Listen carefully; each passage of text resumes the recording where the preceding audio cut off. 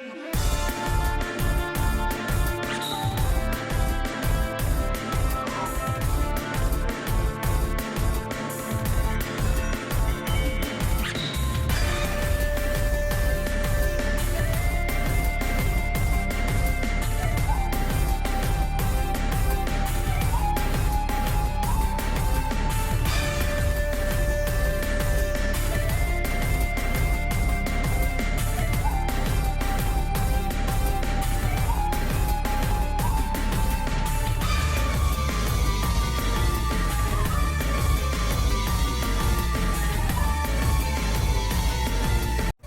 everybody, it's Amanda, and welcome to the History of FMW episode 42, where we will be going over the year 2014.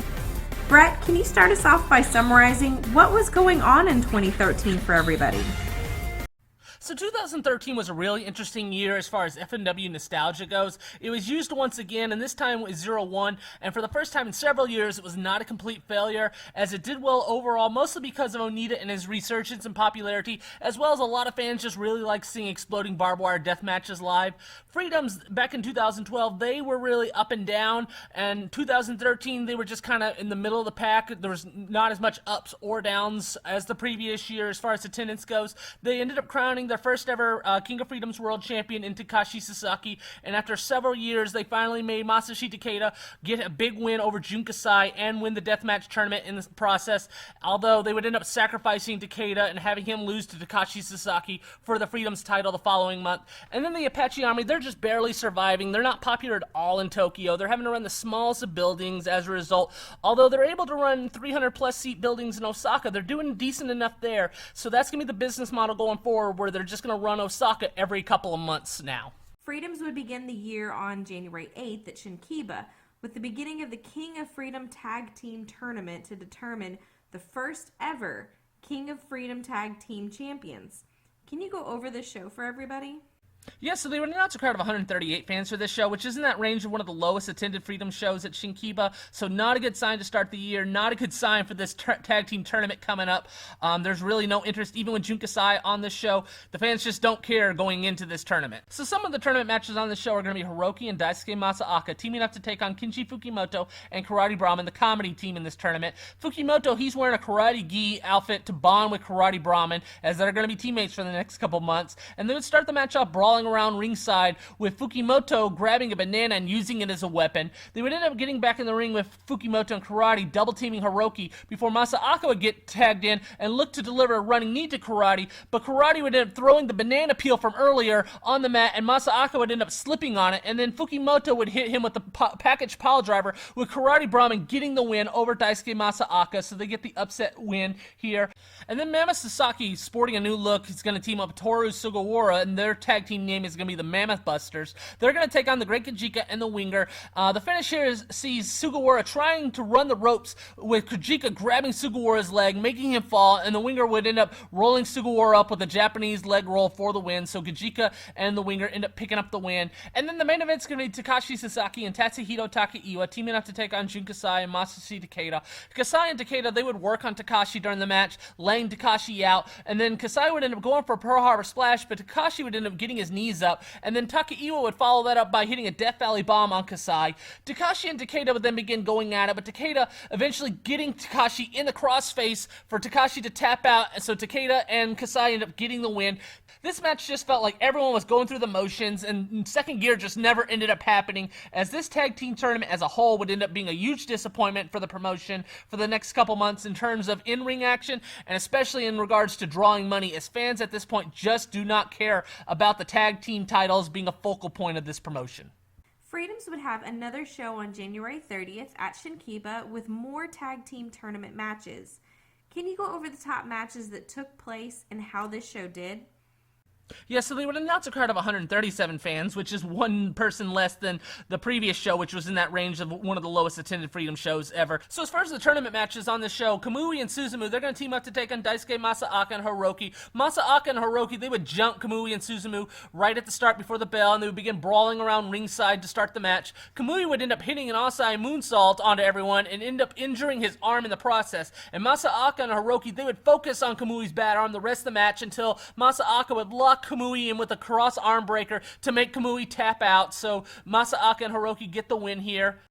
Then the main event's going to be Jun Kasai and Masashi Takeda taking on Kenji Fukimoto and Karate Brahman. They would start the match off by having Fukimoto and Takeda having a beer chugging contest, with Takeda spitting his beer out laughing at the faces that Karate Brahman was making, resulting in Fukimoto winning. Karate Brahman and Kasai would then have a banana eating contest, with Karate peeling it down towards his crotch, as Kasai would finish the banana before Karate would even peel it all off. So now it's tied 1-1, and the third contest is going to be a match. And as the bell would ring, Karate Brahman would just head out and leave Fukimoto to fight for himself. Kasai and Takeda would then take advantage of that and double team Fukimoto for the first part of the match until the lights would suddenly turn off and then come back on, and Karate Brahman would be in the ring and spit Indian ink in Takeda's face. They would end up brawling outside the ring with Karate using vegetables, but Takeda would end up just grabbing the vegetables and hitting them over his head with them, and then they would end up getting back in the ring with Karate diving at Kasai, but Kasai would duck him and end up going for a reverse tiger driver, but Karate would manage to roll him up for a near 3 count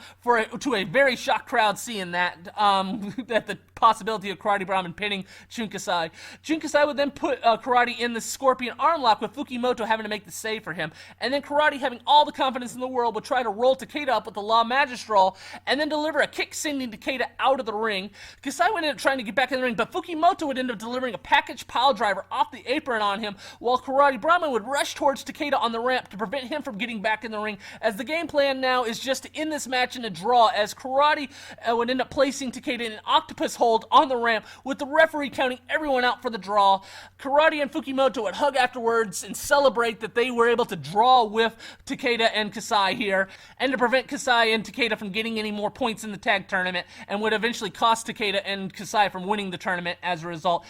So the matches have not been anything special. The shows are not drawing well at all, but at least we have Karate Brahman single-handedly saving this tournament from being a complete disaster with his entertaining antics. The King of Freedom Tag Team Tournament would continue for Freedoms on February 13th at Shinkiba,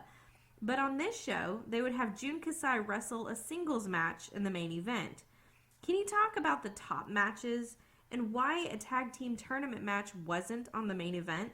So based off the previous 2 shows that had happened in January at Shinkiba, Freedom's picked up on the fact that no one really cares about these tag team tournaments, at least as far as a draw. So they put Jun Kasai in the main event in a singles match to help draw the show, and they would announce a crowd of 178 fans. So this is back up to about an average, so it definitely helped putting Kasai in a non-tournament singles match here to help draw a little more interest in this show.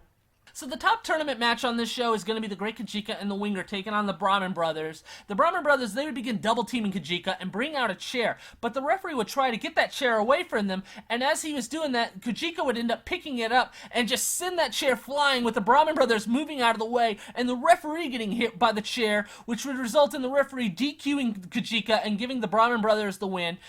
And then the main event's going to be Jun Kasai taking on Kenichiro Arai in a let's hope a Jun Kasai singles main event match stops the bleeding of these poorly attended Shinkiba shows. The match would start with Kasai and Arai brawling around ringside early on, when Kasai would end up grabbing a beer can and just smash it over Arai's head. Arai would eventually end up injuring Kasai's arm and just begin working on a majority of the match, resulting in when Kasai would finally get control of the match and hit a Pearl Harbor splash on Arai, he would not be able to make the pin, as he would just instead grab his arm in pain, with Kasai getting up at a 9 count and Arai coming off the top with a stomp on Kasai's arm. Kasai would manage to grab a hold of Arai and begin choking him and hit a reverse tiger driver for the win. This is a weird match, as Arai had worked on Kasai's arm the entire time, and then it just ends with Kasai beating him. Arai and Kasai would end up fist pumping afterwards, as Arai at this point is going to be accepted as a regular outsider for the Freedoms promotion going forward. Freedoms would run their first Corrigan Hall show on March 13th for the finals of the King of Freedom Tag Team Tournament.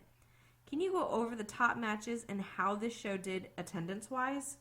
Yeah, so they would announce a crowd of 428 fans for this show, and this building is empty. Like I said, this tournament from the start to finish was a complete disaster financially, and the end result would be the lowest attended Corrigan Hall show ever for Freedoms in the 10 years that they've been running the building, and this is with Jun Kasai in a marquee match. That's how little these fans cared about the conclusion of this tournament. So the semifinals of the tag team tournament matches would be Kamui and Suzumu teaming up to take on Great Kajika and the Winger. Suzumu and Kamui, they would have control of the match early on, when Suzumu would end up hitting the winger with a knee, and then Kajika would place Suzumu in the claw when Kamui would come over and make the save, as he would end up being met with a claw slam by Kajika. Kajika would then follow that up by hitting Suzumu with a chair, and then the winger would roll Suzumu up with a Japanese leg roll for the win. So Great Kajika and the winger advanced to the finals and the main event of the show.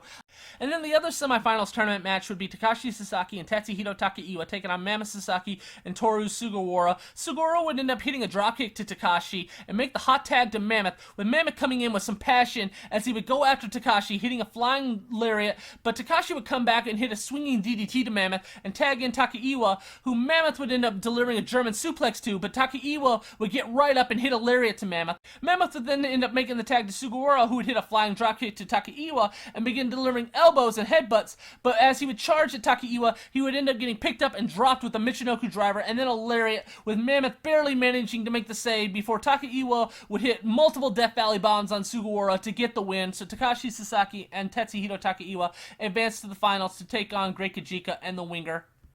Then the Great Sasuke, he's going to team up with Brahman Shu and Brahman Ki. Sasuke and the Brahman brothers had a long rivalry in Michinoku Pro that had just ended back in December when the Brahman brothers had finally defeated the Great Sasuke at Corrigan Hall for the very first time, and so they all ended up agreeing to join up and form an alliance. So they're going to take on Shuji Ishikawa, Kenji Fukumoto, and Karate Brahman here, and the Brahman brothers would end up jumping their opponents right away. Sasuke and Ishikawa, they would begin going at it with one another when Sasuke would end up getting on his knees and telling Ishikawa to slap him in the head. And then Sasuke would begin to pray, and Ishikawa would kick Sasuke, but Sasuke would pop right back up, and Ishikawa would just tag in Karate Brahman. Sasuke and Karate Brahman, they would end up getting in a ball of energy battle with one another, which would be a very intense encounter that would result in having them both having to tag out because of what they did to one another. Fukimoto would end up coming in the ring with a volleyball and pass it to Ishikawa, who would end up spiking at one of the Brahman brothers' heads. They would end up throwing the volleyball outside the ring before a Brahman brother would end up just grabbing the volleyball and throwing it at Karate Brahman's face. And then they would end up getting in the ring with Shuji Ishikawa and Karate Brahman trying to chokeslam Brahman Ki, but it would end up just being Ishikawa doing the chokeslamming, as Karate would make the pin, but Shu would manage to make the save. He would then end up grabbing Karate Brahman as Shu would look to spit Indian ink in his cousin's face when Ishikawa would take the bullet for Karate and end up getting it in his face instead, as he would end up being spit in the face with the Indian ink, as Fukimoto would throw the volleyball at Shu. Fukimoto would then grab a hold of Shu, and Karate would end up grabbing his vegetables, but Shu would end up moving out of the way, with Karate hitting Fukimoto over the head with the vegetable, and then Shu and Ki would end up lifting Sasuke and dropping him down on Fukimoto for the win in a really entertaining comedy match.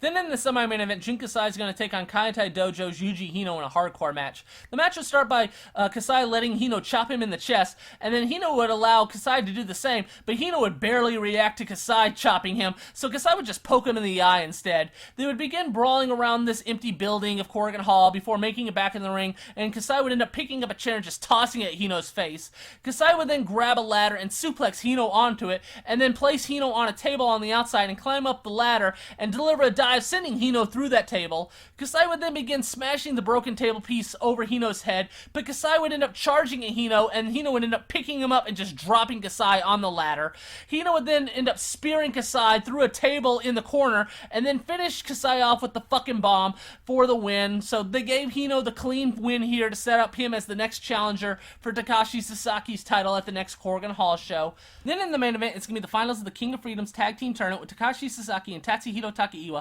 taking on the Great Kajika and the Winger. In this match, the Winger and Takaiwa, they would be going at it with one another when the Winger would try to roll Takaiwa up, but Takaiwa would end up picking the Winger up and hitting a Fire Thunder on him and covering him, but for some stupid reason, Takaiwa would just stop covering him at 2, and then Takaiwa would end up hitting a lariat on the Winger and then trying to finish him off with multiple power bombs, but as the third time he would end up picking the Winger up and trying to deliver a Death Valley bomb to him, the Great Kajika would come over and kick Takaiwa, allowing the Winger to roll Takaiwa up for the win. So the Great Kajika and the Winger are crowned the very first King of Freedom's Tag Team Champions, finally ending this tournament that no one cared about. Afterwards, Jintaro, he would announce that he plans on returning to the ring for the first time since his stroke back in August 2012 at the next Corrigan Hall show in May, as Jintaro would begin bawling during this announcement, with the crowd screaming Jintaro, as Takashi Sasaki would also begin to cry, and the two would hug, and a singer would come to the ring and begin singing a song with all the Freedom wrestlers in the ring and Karate Brahman outside the ring blowing bubbles while wiping a tear to end the show. 01 would promote another Exploding Barbed Wire death match with Atsushi Onita on March 21st in Fukuoka. Can you talk about who all was in the match and what ended up happening? Yeah, so Atsushi Onita is going to team up with Shinjiro Otani for the first time, and they're going to take on Yoshihiro Takayama and the 63-year-old Yoshiaki Fujiwara, and this is going to be a no-ropes Exploding Barbed Wire chair death match. I believe this is the first exploding chair death match that they're doing. Onita and Takayama, they would square off right away, while Otani and Fujiwara would face off at the same time. Fujiwara would end up giving Otani a headbutt, and then Takayama would follow that up by delivering a boot to Otani, sending him into the Exploding Barbed Wire for the first time in his career. Onita would then spit red mist in Takayama's face and take him outside the ring and then begin brawling in the crowd with him before making it back in the ring, and Onita would end up hitting Takayama with a barbed wire bat and then hit a god-awful looking suplex before Fujiwara would come in and give Onita a headbutt, and then Takayama would deliver a boot to Onita and he would go into the Exploding Barbed Wire this time. Fujiwara would then grab Onita and place him in the Fujiwara armbar, with Onita having to grab the Exploding Barbed Wire to break the move. Onita had done this spot before in a Choshu Exploding Barbed Wire match, but this spot looked a lot more impressive with how huge the explosion was for Onita to get out of the move. Otani would then go over and do his face-washing spot to Takayama and deliver a running kick, resulting in Otani going through the Exploding Barbed Wire and falling out of the ring. Onita and Otani would then shove Takayama into the Exploding Barbed Wire together, and then Onita would spit mist in Fujiwara's face as they would both sit him on a chair and then turn on the explosions as Onita would grab the barbed wire chair and smash it across Fujiwara's chest and then cover Fujiwara, but Fujiwara would still manage to kick out to a huge pop. Fujiwara would then begin giving headbutts to both Otani and Onita as Takayama would come over, and all four would just end up going into the Exploding Barbed Wire together as Onita would end up covering Fujiwara afterwards and get the 3 count, even though Fujiwara would still try to kick out right at the 3 to try and save face. This match was a lot of fun. It was a lot better than the Takayama Exploding Barbed Wire match against Onita back in December, but this would probably be it as far as the Exploding Barbed Wire matches being a big deal in 01, as they would end up doing a lot more after this as throughout the year, and only one would end up being taped, as after the Akibono feud it seemed like they were just doing them to make a quick buck with no long-term plan anymore and no longer trying to keep it special. But again, this match was a lot of fun for what it was. Big Japan would also run at Fukuoka the same day on March 21st, with Asami Karaka defending the Big Japan Deathmatch title against Ryuji Ito, as well as one of Jun Kasai's last matches in Big Japan for the time being. Can you go over what happened in these 2 matches? Yeah, so on this show, Jackie Numazawa and Jun Kasai, they're going to team up to take on Kenkaro Hoshino and Masato Inaba in a barbed wire board deathmatch. Inaba and Hoshino, they would end up jumping Kasai and Numazawa right away, but Inaba would grab Kasai with Hoshino charging at him, but Kasai would move out of the way, and he would end up accidentally hitting Inaba instead, with Kasai just grabbing Hoshino and throwing him into the barbed wire board in the corner. All 4 of them would begin brawling all over the building, with Numazawa ringing the bell over Inaba's head, while Kasai would suplex Hoshino on the floor near the entrance. They would all end up getting back in the ring with Kasai and Numazawa placing the barbed wire board over Inaba and just begin smashing the barbed wire board with chair shots with the board placed over Inaba. Inaba would manage to come back by suplexing Numazawa onto that barbed wire board and then trying to hit him with the light tube, but Numazawa would grab that light tube from him, but then Hoshino would come over and kick that light tube, breaking it across Numazawa, and then drop Numazawa on the barbed wire board. Kasai would then come in and begin smashing a chair over Inaba's head and then hit a reverse Tiger Driver and then break a light tube over Hoshino, and then Kasai would go for a Pearl Harbor Splash, but Inaba would lay over Hoshino's body, so Kasai would end up landing on both of them and end up impacting Hoshino instead of Inaba, and then Numazawa would end up trying to hit Hoshino on the top with a light tube, but Hoshino would end up grabbing the light tube and breaking over Numazawa instead, who would fall onto the barbed wire board, and Hoshino would end up delivering a diving senton on Numazawa for the upset win. So Inaba and Hoshino end up getting the win here against the longtime tag team of Jackie Numazawa and Jun Kasai. This would be Kasai's final tour in Big Japan, as Freedoms would start their own office in Yokohama, and they want Kasai to be special and feel like the way to keep him special is to have him only work for Freedoms, not Big Japan. They feel like it's going to help him be more of a draw in Freedoms as well and prevent him from having a greater chance at injury, as the last serious injury Kasai had was back in 2012 when he ended up suffering it at just this random Big Japan house show. So this is why Hoshino and Inaba, an established team, end up getting the upset win over Kasai and Numazawa. And then the main event's going to be Asami Kodaka defending the Big Japan Deathmatch title against Ryuji Ito in a fluorescent light tubes glass board deathmatch. And they would start off just by taking turns breaking light tubes over one another's head before Kodaka would end up cutting open Ito's forehead with a broken light tube. They would end up getting to the point where Kodaka would just let Ito smash a chair over a stack of light tubes across his back, which would cut open Kodaka's back pretty bad. Then Ito would try to send Kodaka into the glass board in the corner, but Kodaka would block it and hit a Russian leg sweep, which would send both of them into that glass board instead. Kodaka would then deliver a double knee drop, breaking a light tube over Ito, and then Kodaka would set up the other glass board across Ito and go up to the top, but Ito would manage to get up as well and set the board up, and even though Kodaka would be fully aware that Ito was setting the glass board up and climbing up to the top, he would just let Ito suplex him off the top, sending him through that glass board. Ito would then just throw a chair at Kodaka's face, and then kick a stack of light tubes, breaking them across Kodaka, and then hit a dragon splash with Kodaka still managing to kick out. Ito would then toss a stack of light tubes at Kodaka, with Kodaka catching him, but Ito would then punch them and break them across Kodaka. Ito would then set up another stack of light tubes over Kodaka and go for a dragon splash, but Kodaka would get the light tubes, and Ito would end up just going through them instead. Kodaka would then end up taking a stack of light tubes and begin headbutting them, breaking them across Ito, and then deliver two super kicks to the head to get the win over Ito. So Kodaka defends the Big Japan Deathmatch title here. This did a good job of establishing Kodaka as a crazy person, allowing himself just to be thrown into the glass board or have light tubes broken over him. But this match was just a bunch of random spots with no real flow, and it really was just mostly Ito destroying Kodaka, and then Kodaka getting the last couple of spots in and picking up the win as a result. But regardless, it was a big win for Kodaka to defeat Ryuji Ito, who is still looked as the ace of the promotion due to his decade on top at this point for the company. Freedoms would then return to Shinkiba on April 3rd with the fluorescent light tubes death match. Can you talk about the top matches and why Freedoms were using death matches for their regular shows? So they would announce a crowd of 184 fans for this show, back to the typical average amount for a Freedom Shinkiba show, and this is with the tag team title match in the main event. The fans just did not care about the tournament itself, and knowing that there's going to be all these handful of tag team matches and comedy matches, fans want to see death matches. They want to see Jun Kasai in a meaningful match, and, the tag team tournament just did not provide that. So Jun Kasai is going to take on Kinji Fukimoto in a U.S. Mid-South death match, which is pretty much a fluorescent light tubes death match, and they would take turns sending one another into the light tubes until Kasai would go up for a Pearl Harbor splash, but Fukimoto would end up getting his knees up when Kasai would come down on him. Fukimoto would then end up grabbing another stack of light tubes from under the ring and charging Kasai with them,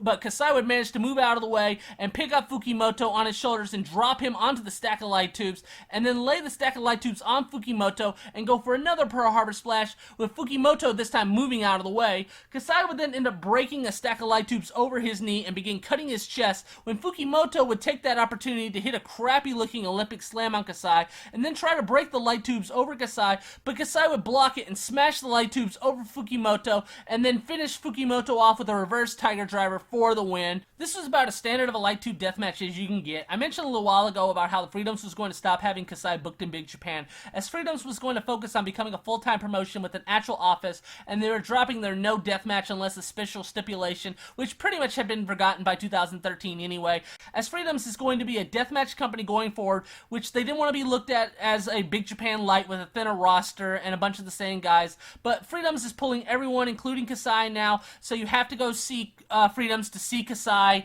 and the deathmatch wrestling had just been shown throughout the years to just be more popular with the fan base than the non-deathmatch route, which was the original plan by Takashi Sasaki. Then in the main event, it's going to be the Great Kachika and the Winger defending the King of Freedom's tag team titles against the Brahman Brothers. This would actually be a straight match for a majority of it, which is usually not the strong suit for the Brahman Brothers, but they're trying to give the belt some credibility here by defending them in the main event in a legit match. Ki would end up coming off the top and missing Kachika, and then Kachika would grab his leg and deliver a dragon screw leg whip to him. Then Kachika would end up putting Ki in the figure four, with Shu making the save, and Ki would end up grabbing a hold of Kachika, with Shu grabbing a street sign and missing Kachika and accidentally hitting Ki in the head with it instead, as the Winger would come over and deliver a kick to Shu, sending him out of the ring, and Kachika would end up placing Ki in the figure four once again. Shu would end up coming back in the ring and trying to roll his brother over, but then the Winger would come in and throw Shu out of the ring, as Kachika would roll Ki back over, as Ki would end up eventually having to tap out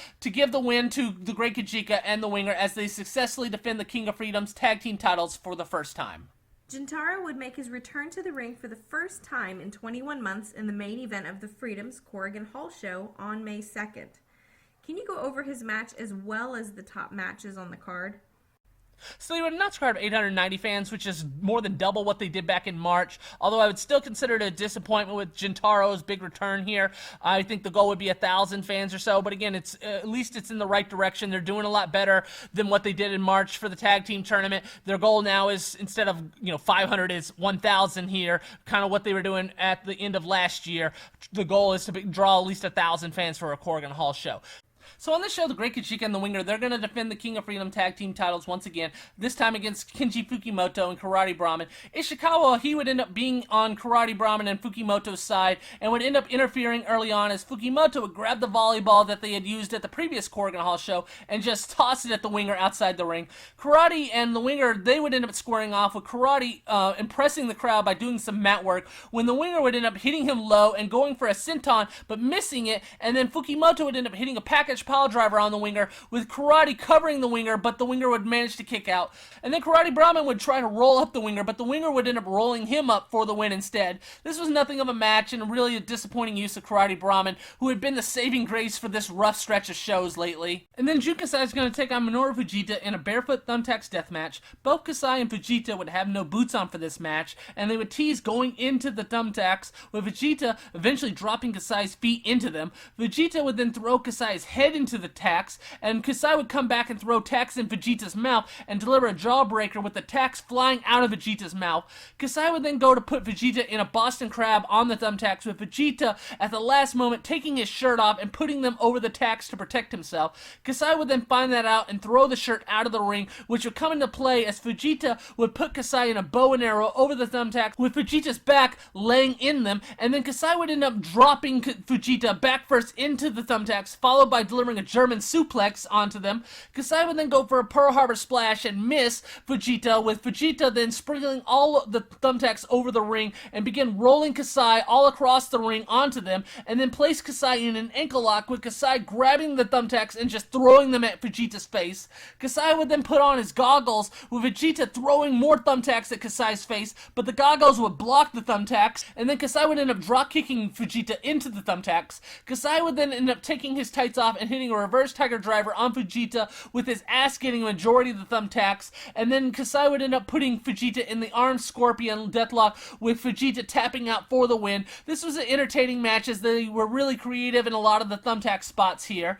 And then Takashi Sasaki, he's going to defend the King of Freedom's world title against Yuji Hino. And they start off this match in the crowd early on, with Takashi charging at Hino and being met with a chop to the chest. They would end up getting back in the ring and exchanging chops forever. Hino would then try for a powerbomb eventually, but Takashi would escape it, hit a lariat, and then try for a kick to the head. But Hino would end up catching him and picking Takashi up and delivering a powerbomb to him. Then they would begin exchanging some signature moves before Hino would end up delivering a running powerbomb for the win. So Yuji Hino now is the King of Freedom's world champion. This match sucked. It also spelled the end of Takashi Sasaki's one-year run as champion, and afterwards he would mostly step down the card unless specifically needed to be in a main event match. Then the main event's going to be Jintaro taking on Sami Kodaka. Jintaro is wrestling his first match in nearly 2 years against the man that he fought right before he suffered a stroke backstage. The first 10 minutes of this match is just mat work, before Jintaro would end up putting Kodaka in the figure four around the turnbuckle, but Kodaka would fight back and Jintaro would end up just leaving the ring,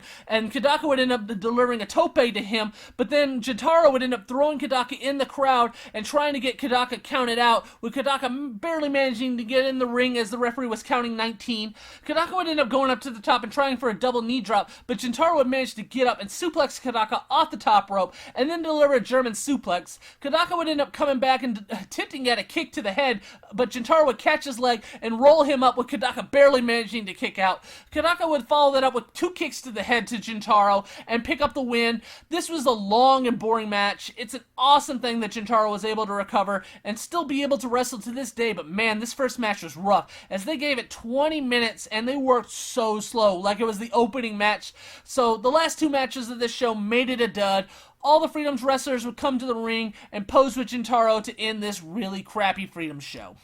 Big Japan would run their first Yokohama Bunka Gym show of the year on May 5th, with the main event of Asami Kodaka defending the Big Japan Death Match title against Yuko Miyamoto. Can you talk about what happened?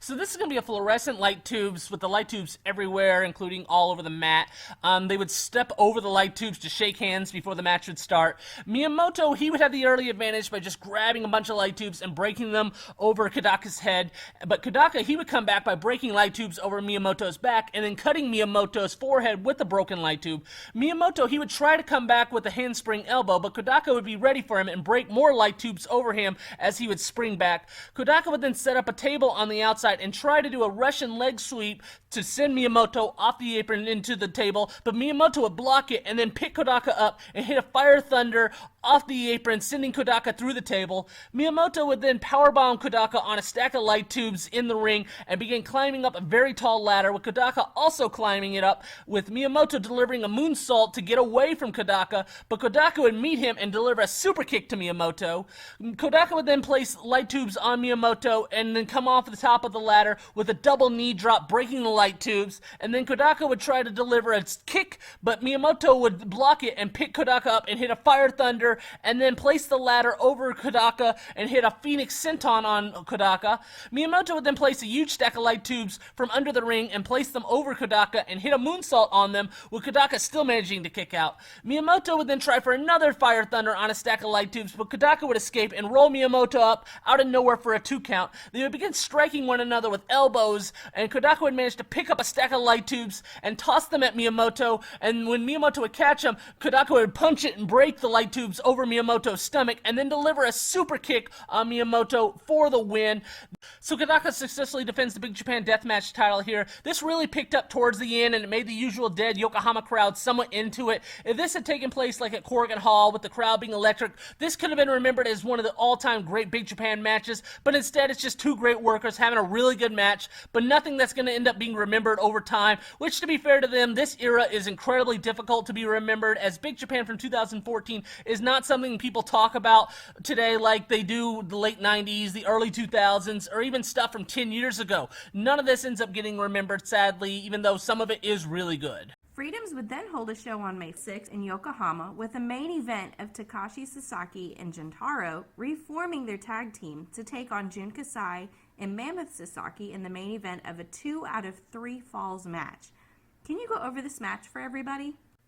Yeah, so the main event's going to be Takashi Sasaki and Jintaro reforming their tag team as they're going to take on Jun Kasai and Mammoth Sasaki in this 2 out of 3 falls match. Kasai would slap Takashi's hand out of respect, but when he would go to do Jintaro's hand, Jintaro would end up just giving Kasai the middle finger. Jintaro would end up getting the first pin in just 5 minutes after doing some mat work with Mammoth and rolling him up with the Jintaro clutch for the 1-0 lead. The second fall would see Kasai take Jintaro into the crowd and throw him into the ring post, but Jintaro would come back and toss Kasai in the crowd, with Kasai picking up a beer can and smashing it over Jintaro's head. They would end up coming back in and tagging their Sasaki partners as they would begin exchanging chops before exchanging headbutts, with Mammoth getting the better end of that. Mammoth would then end up tagging in Kasai, who would continue delivering headbutts to Takashi, and then deliver a reverse Tiger Driver to pick up the pin to tie the match 1-1, going into the third fall. The third fall is going to see Jintaro and Takashi double-team Kasai until Jintaro would end up climbing up the top, and Kasai would catch him, sending him flying across the ring, and then tag in Mammoth, who would hit Jintaro with a chokeslam, and then Kasai would end up delivering a Pearl Harbor Splash, followed by Mammoth hitting a lariat, and then the 29 years old on Jintaro for the win. Another match where Jintaro was in it for the majority of it. I guess at this point it's just to get Jintaro used to being in the ring again after being out for so long. But at this point he is just the most basic wrestler, which is good for someone who just had a stroke. But after you get away from the comeback story, you just have a bunch of basic wrestling matches in what is now a deathmatch promotion. The Apache Army would hold a show in Osaka on May 18th with the main event of Kintaro Kanemura taking on Kushinibo Kamen. What took place in this match that would probably scare most children not from Japan? Yeah, so this is a really interesting main event. Kushinobu Kamen was a longtime Osaka Pro comedy wrestler dressed up as a clown, but the Osaka Pro promotion had recently closed down, and so Kamen was willing to take independent bookings and the Apache Army called, and he's going to take on a deathmatch legend in Kanemura here on the show. And Kanemura, he would end up attacking Kamen right away and throwing him into the outside, with Kamen getting on the apron and hitting an Asai moonsault onto Kanemura. Kamen then would end up grabbing a barbed wire bat and using it on Kanemura, and then toss Kanemura outside into the crowd. They would begin brawling up the stairs of the building before making it back in the ring, and Kanemura would come back bloody, looking for revenge, as he would begin ripping Kamen's mask off and then begin cutting open Kamen with a blade, so all the kids in the building get to see a bloody clown here. Kanemura would then place Kamen on a table as the massacre would continue, with Kanemura diving off the top rope, sending Kamen through the table, with Kamen looking like a bloody mess at this point. Kamen would fight back by taking the broken table piece and smash it over Kanemura's head, and then Kamen would pick up the barbed wire bat and smash it across Kanemura, and then hit a Hurricane Rana off the top, and then hit a sky-twisting press on Kanemura, but Kanemura would still manage to kick out. Kanemura would come back and pick up Kamen and hit a Death Valley bomb on the barbed wire bat before hitting a tombstone on Kamen on the barbed wire bat again, and then finally finishing this clown massacre off by hitting Kamen with the senton off the top for the win. Afterwards, Kanemura and Kamen would hug, and then have all the kids, including one in a full Kushinomo suit, come to the ring and do the Team No Respect dance with Kanemura and the bloody Kamen. This was an entertaining match in a only in Japan type of way. Like I said, it was fun seeing a bloody clown doing all these moves to Kanemura. Entertaining match, I wouldn't say great, but a fun match regardless. Isami Kodaka would defend the Big Japan Deathmatch title once again against Ryuji Ito on May 25th in Nagoya, in a 2 out of 3 falls death match. Can you go over what the stipulations were for each fall and what ended up happening?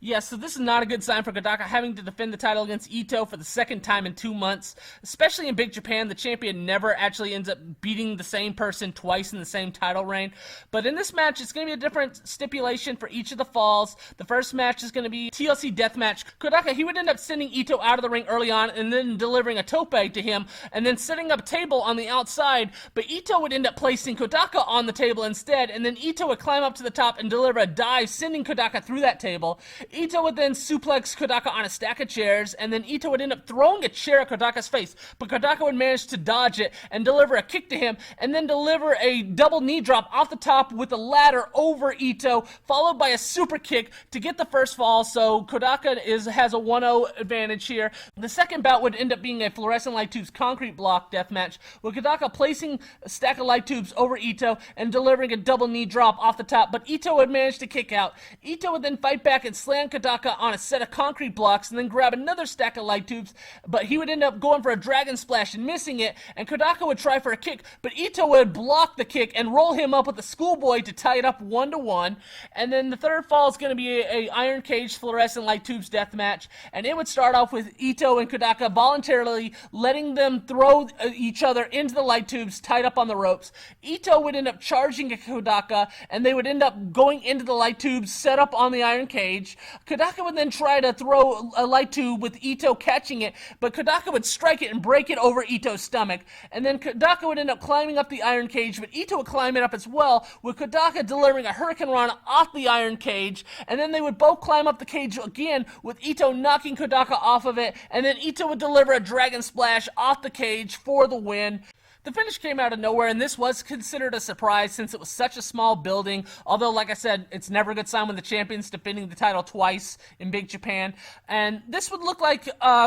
Big Japan just wanted the title back on their John Cena of the promotion in Ryuji Ito. But this reign would end up being more of a John Cena reign around 2014, as it would pretty much be a transitional reign to get the title off Kodaka and eventually put it on somebody else here going forward. 666 would hold their June 6th show in Shinkiba with the old FMW team of Goemon and Onryo reuniting against a Freedoms team. Can you talk about the highlights of this match? Yeah, so Goemon and Onryo are reforming their tag team for the first time in several years. Goemon's been out of action for the last 3 years or so due to being semi-retired, but he's been asked to come back and begin teaming with Onryo regularly in 666, and so they're going to team up here throughout the year. Their first team they're going to take on is the Freedoms team of Jintaro and the Winger, and this is going to be a weapons match where Jintaro gets to choose a weapon out of a basket, and he ends up choosing a set of bananas. And then during this match, Jintaro would end up facing off against Onryo and suplex suplexing him off the top rope and covering him, but Goemon would make the save by hitting Jintaro with those bananas.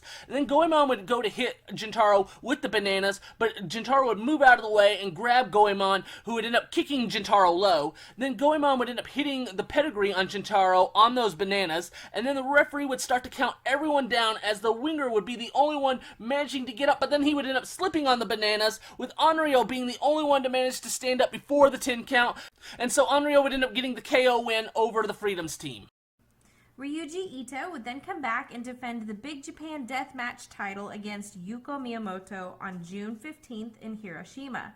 What ended up happening here? Yeah, so this is going to be a fluorescent light tube, spike nail, concrete block death match, and they would start off by going outside the ring with Miyamoto throwing Ito in the crowd, and then they would make it back in the ring with Miyamoto sending Ito into the spike nail board, and then Miyamoto would end up slamming Ito on the bricks and try for a moonsault, with Ito moving out of the way and hitting Miyamoto in the head with the brick. Ito would then slam Miyamoto on a light tube placed on the spike nails, and then place a stack of light tubes on Miyamoto and try for a dragon splash, but Miyamoto would move out of the way and hit a fire thunder, and then a moonsault breaking the light tubes over Ito. Miyamoto would then try for another moonsault, and Ito would end up getting his knees up, and then Ito would end up trying for a German suplex on Miyamoto, who would land on his feet and deliver a dropkick, sending Ito onto the spiked nails, and then deliver a drop toe hold, sending Ito face first into the stack of light tubes, with Miyamoto then rolling up Ito with a Law Magistral for the win. So Miyamoto ends up winning the Big Japan Deathmatch title for the second time here in his hometown in Hiroshima. This is one of those spot to next spot, with another title finish coming out of nowhere. This and the Ito win a couple of weeks earlier were really the only two title changes in the last 13 years or so where title changes did not come from the epic big show main event matches at like a Yokohama Bunker Gym or something like that, where the winner does everything they can to finally put away their opponent, as these two were not only in such small buildings with a house show feel, but also with the finish coming out of nowhere. Tomohiko Hashimoto and Hiroki would hold their 15th anniversary show on June 15th in Osaka, with many Apache Army wrestlers appearing on this show. Can you talk about the top matches on the card? Yeah, so on the show, Kintaro Kanemura and Magnitude Kishawada, they would team up to take on Zeus and the Bodyguard. Zeus and the Bodyguard were two really big bodybuilder wrestlers out of Osaka Pro. Zeus has some talent as a big guy, but Bodyguard is pretty much just there because of his body. Kanemura and Zeus would start off by getting in a chop fest, which would not be a smart idea for Kanemura. All four would end up going on the outside, with Kanemura bringing a table and then placing it in the corner, but Zeus would end up grabbing Kanemura and powerbombing him into the table in the corner twice, and then Zeus and the Bodyguard would throw Kanemura around for a good majority of the match, with Kanemura managing to fight back with some elbows and a bad-looking Hurricane Rana before tagging in Kishawada, and Kanemura and Kishawada would then double-team Zeus. Kanemura would try to hit Zeus over the head with a broken table piece, but Zeus would end up giving Kanemura a kick, and then trying to grab the broken table piece when the referee would get in the middle of it, and Zeus would end up giving that referee a kick so that he and Kanemura could continue to fight, with the referee calling for the bell and ruling it a no contest. This was such bull, as Zeus was the one that had attacked the referee, but this was a nobody wants to do the job for a mid-card match on the show, as Kanemura would be the natural one to do the job here since he usually doesn't care, and all the other three do care,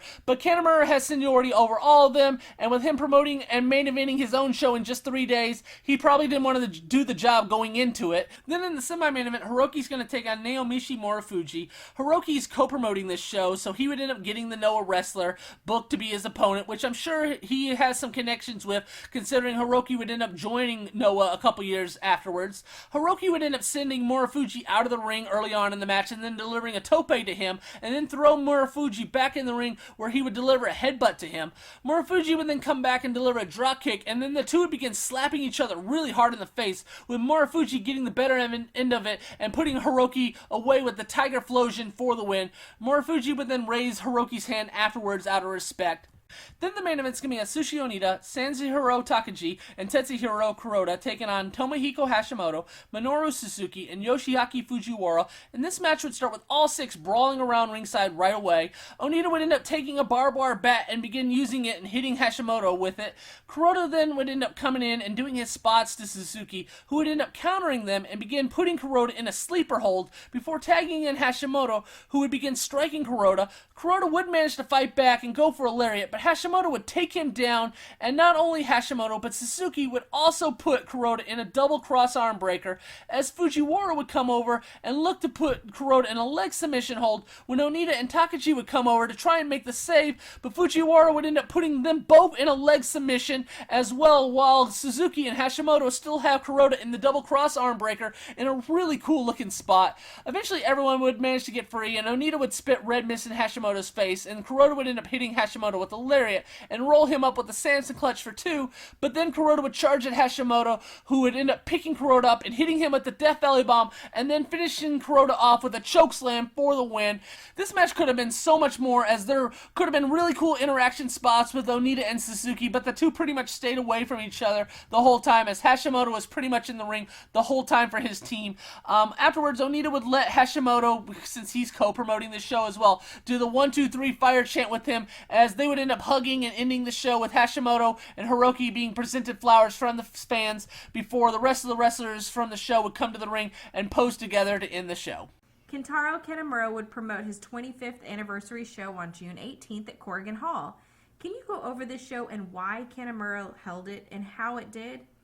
Yeah, so Kanemura has decided that he wants to promote a show, but he wants it to mean something, so he decides to take the financial risk and run at Corrigan Hall. And to help it draw, he's going to promote it as his 25th anniversary show, which I guess if you count him having his first match back in December 1990 as year number 1, then I guess you can make a case for it being year number 25 for him. But he also wants to honor Koto Fuyuki, as this is probably going to be the last time that Fuyuki's honored at a wrestling show, so he promotes it as the 13th anniversary of Fuyuki passing, which it had been 11 years at this point, so I don't know how that math works out at all. But at this point, Kanemura knows he's not going to be able to draw very well, especially when his home promotion, the Apache Army, is too small to run at Shinkiba even, let alone running at Corrigan. So he decides to fill out the card by having a bunch of other promotions wrestle in the undercard, and he compares it to the Pro Wrestling Weekly Tokyo Dome show back in 1995, where all these promotions had matches on the show, and this was an attempt to try and bring in all those promotion fan bases to the show to see them.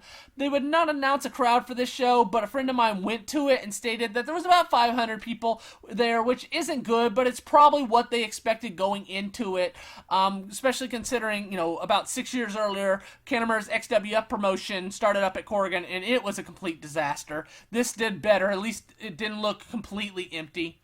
And then Kanemura would come to the ring holding a Fuyuki picture and talk to the crowd and announce that the next match would be dedicated to Fuyuki, and it's going to be a 6-person tag with all 6 wrestlers having been brought to FMW by Fuyuki. You have Kyoko Inoue, who had won the tag titles to Fuyuki. She's teaming up with Yasuya Reino, who through Kaintai Dojo had wrestled for FMW at the very end, as well as Kikutaro, who'd wrestled under his real name Mitsunobu Kikazawa the last few months of FMW. And they're taking on Onryo, who had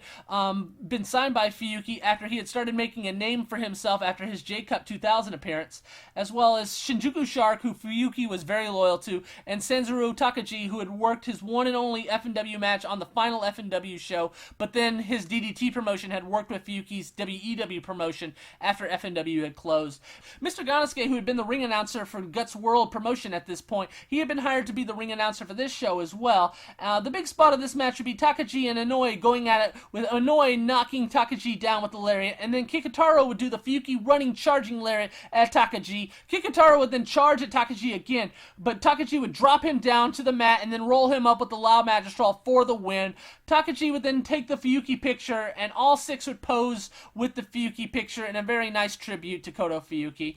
Then the next match would be the old Hasai Ishigun, which would be a heel group in New Japan in the 90s, consisting of Great Kabuki, Masashi Aoyagi, and Shiro Kushinaga. They're going to take on Atsushi Onita,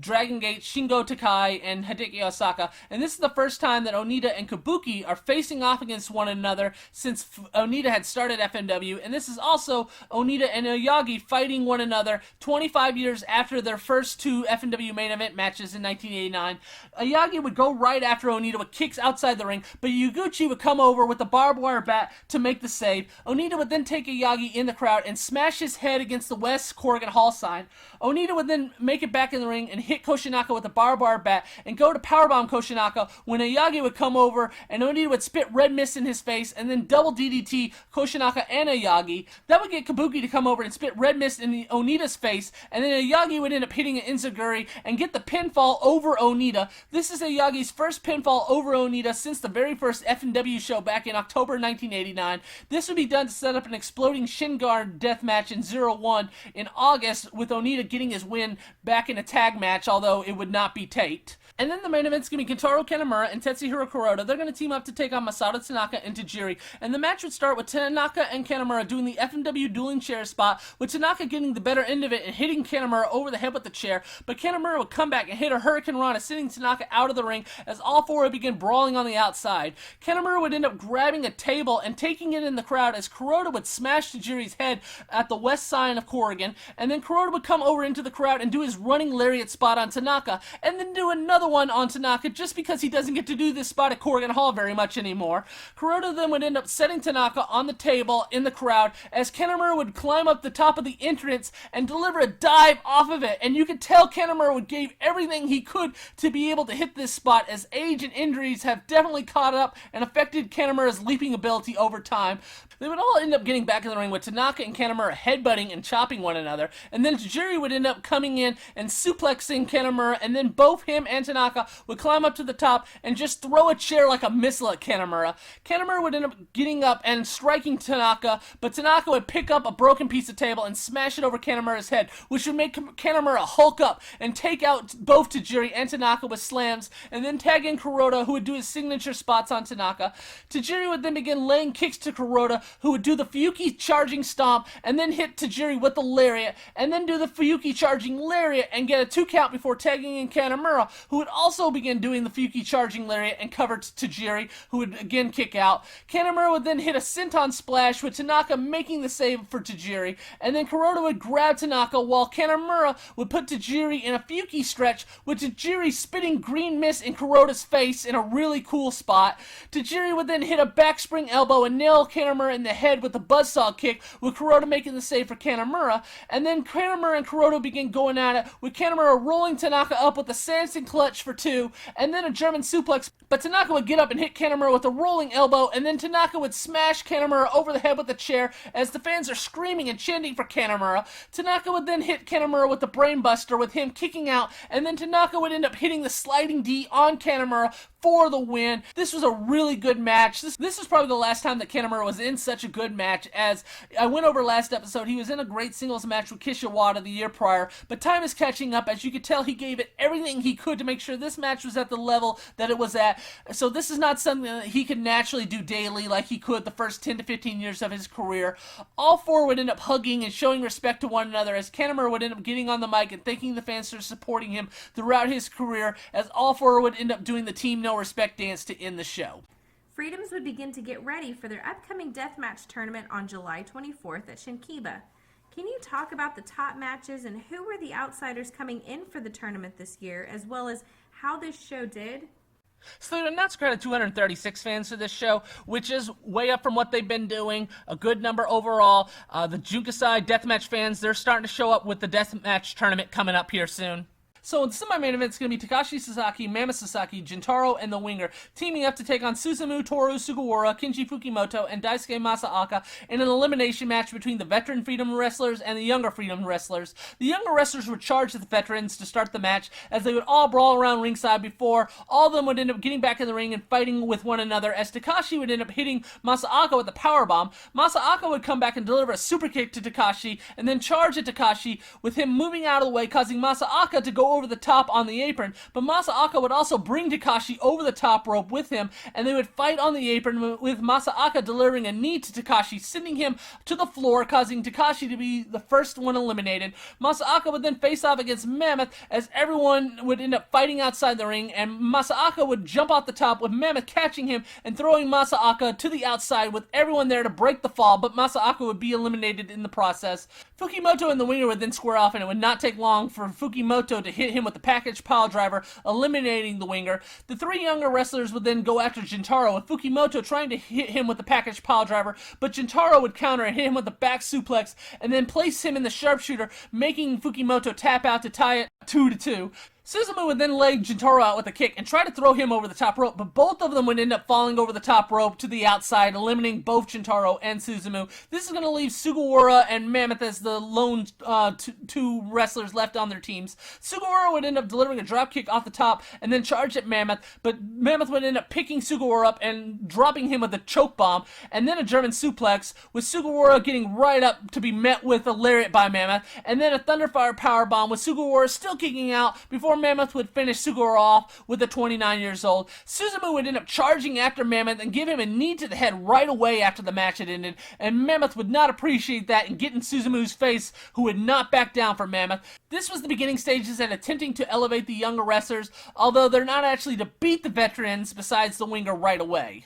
And then the main event's going to be Jun Kasai and Masashi Takeda taking on Buffalo and Takumi Tsukamoto. With Osaka Pro having recently closed down, it's resulted in the regulars like Zeus, Bodyguard, and Black Buffalo, who is now just going by Buffalo, to begin taking bookings from other promotions. Buffalo is going to be the main outsider for the upcoming deathmatch tournament, which is nowhere near the level of what the tournament was even just 2 years ago. And Tsukamoto, he's a former Big Japan young boy that had recently left Big Japan, opening him up for other promotions like Freedoms, while still being able to work regularly for Big Japan. This is going to be a barbed wire board death match, and Buffalo would end up jumping Kasai right away, and they would begin brawling outside the ring. Kasai and Buffalo would end up going at it on the ramp, with Kasai smashing Buffalo into the entrance wall, while Takeda would brawl with Tsukamoto in the crowd. They would end up getting back in the ring with Buffalo and Tsukamoto throwing Takeda in the first barbed wire board, and then Kasai would grab Buffalo and hit a brain buster, sending him into the barbed wire board, and then tag Takeda in. Takeda would then take the barbed wire board and place it over Tsukamoto and flip over off the middle rope onto the barbed wire board, laying on Tsukamoto. Buffalo would end up coming in and placing that barbed wire board over Takeda and deliver a leg drop onto him and the barbed wire board. And then Buffalo would begin messing with Kasai, and that would allow Kasai to come over and deliver a German suplex to him. And then Kasai would place Buffalo in the arm scorpion at the same time that Takeda was putting him in the ankle lock, with Tsukamoto having to make the save for Buffalo. Takeda would then place the light tube over Buffalo, with Kasai hitting a Pearl Harbor splash on Buffalo, with the light tube failing to break, so Kasai would break the light tube over Buffalo's face instead. And then Tsukamoto would come in and go one-on-one with Kasai and go for a super kick, with Kasai moving out of the way and hitting a lariat, and then a reverse tiger driver, with Tsukamoto still managing to kick out. Kasai would then go to hit Tsukamoto over the head with the light tube, when Buffalo would end up grabbing it from Kasai from behind and smash it over Kasai's head, and Tsukamoto would lay Kasai out with a super kick for the win. So this was an upset win for Tsukamoto and Buffalo to establish them that they're ready for the deathmatch tournament. Afterwards, all the wrestlers in the deathmatch tournament would come in the ring and take their shirts off and drop their backs into the glass-filled ring to show that they were ready for this upcoming tournament. An FMW 25th Anniversary Tour would go from July 25th to August 17th. Can you talk about what this was? Yeah, so this would be Onita and 01 getting together to do a 25th anniversary of FMW throughout the summer. This was to make what would just be another tour for 01 stick out, although none of these matches would end up being televised. It would start with Onita promoting his own show at the Shinjuku Face, and he would end up taking on Mr. Pogo for the final time in a six-man. And then it would be a handful of 01 shows with exploding barbed wire death matches on top, including a singles match against Takayama and Onita, and then Onita facing off against Masashi Yagi in a tag explosion match. Like I said, none of these were taped, but this did really good business, and the key point to this was it would lead to a future FMW revival coming up in the next year. Jun Kasai would promote the first round of the deathmatch tournament on August 10th in Osaka. Can you go over the tournament matches on this show? Yeah, so the first tournament match is going to be Daisuke Masaaki taking on Takumi Tsukamoto in a ladder weapons death match. Masaaki, he would end up sending Tsukamoto outside the ring and hitting an Asai moonsault onto him, but Tsukamoto would end up grabbing a chair and smashing it over Masaaki's head. Masaaki would come back in the ring bloody and end up delivering a knee shot with a chair to Tsukamoto's face, and then Masaaki would end up climbing up the ladder, but Tsukamoto would come up from behind and hit a powerbomb onto him off the ladder, and then lay him out with over the head with multiple chair shots, and then finish Masaaki with the Tamikaze on the ladder for the win. This was okay, but for a ladder match, you would think there would be some spots using a ladder. And then Takashi Sasaki, he would take on the Winger in a fluorescent light tubes death match. The first part of this match would just be them breaking light tubes over one another. The Winger would end up placing light tubes over Takashi and go up to the top, but Takashi would end up getting up and breaking the light tubes over him, and then suplexing the Winger off the top onto more light tubes. Takashi would then go for a lariat, but the Winger would end up catching his arm and rolling Takashi up for the win. This was really nothing of a match, but the Winger continued his gimmick here of only winning tournament matches with roll-ups.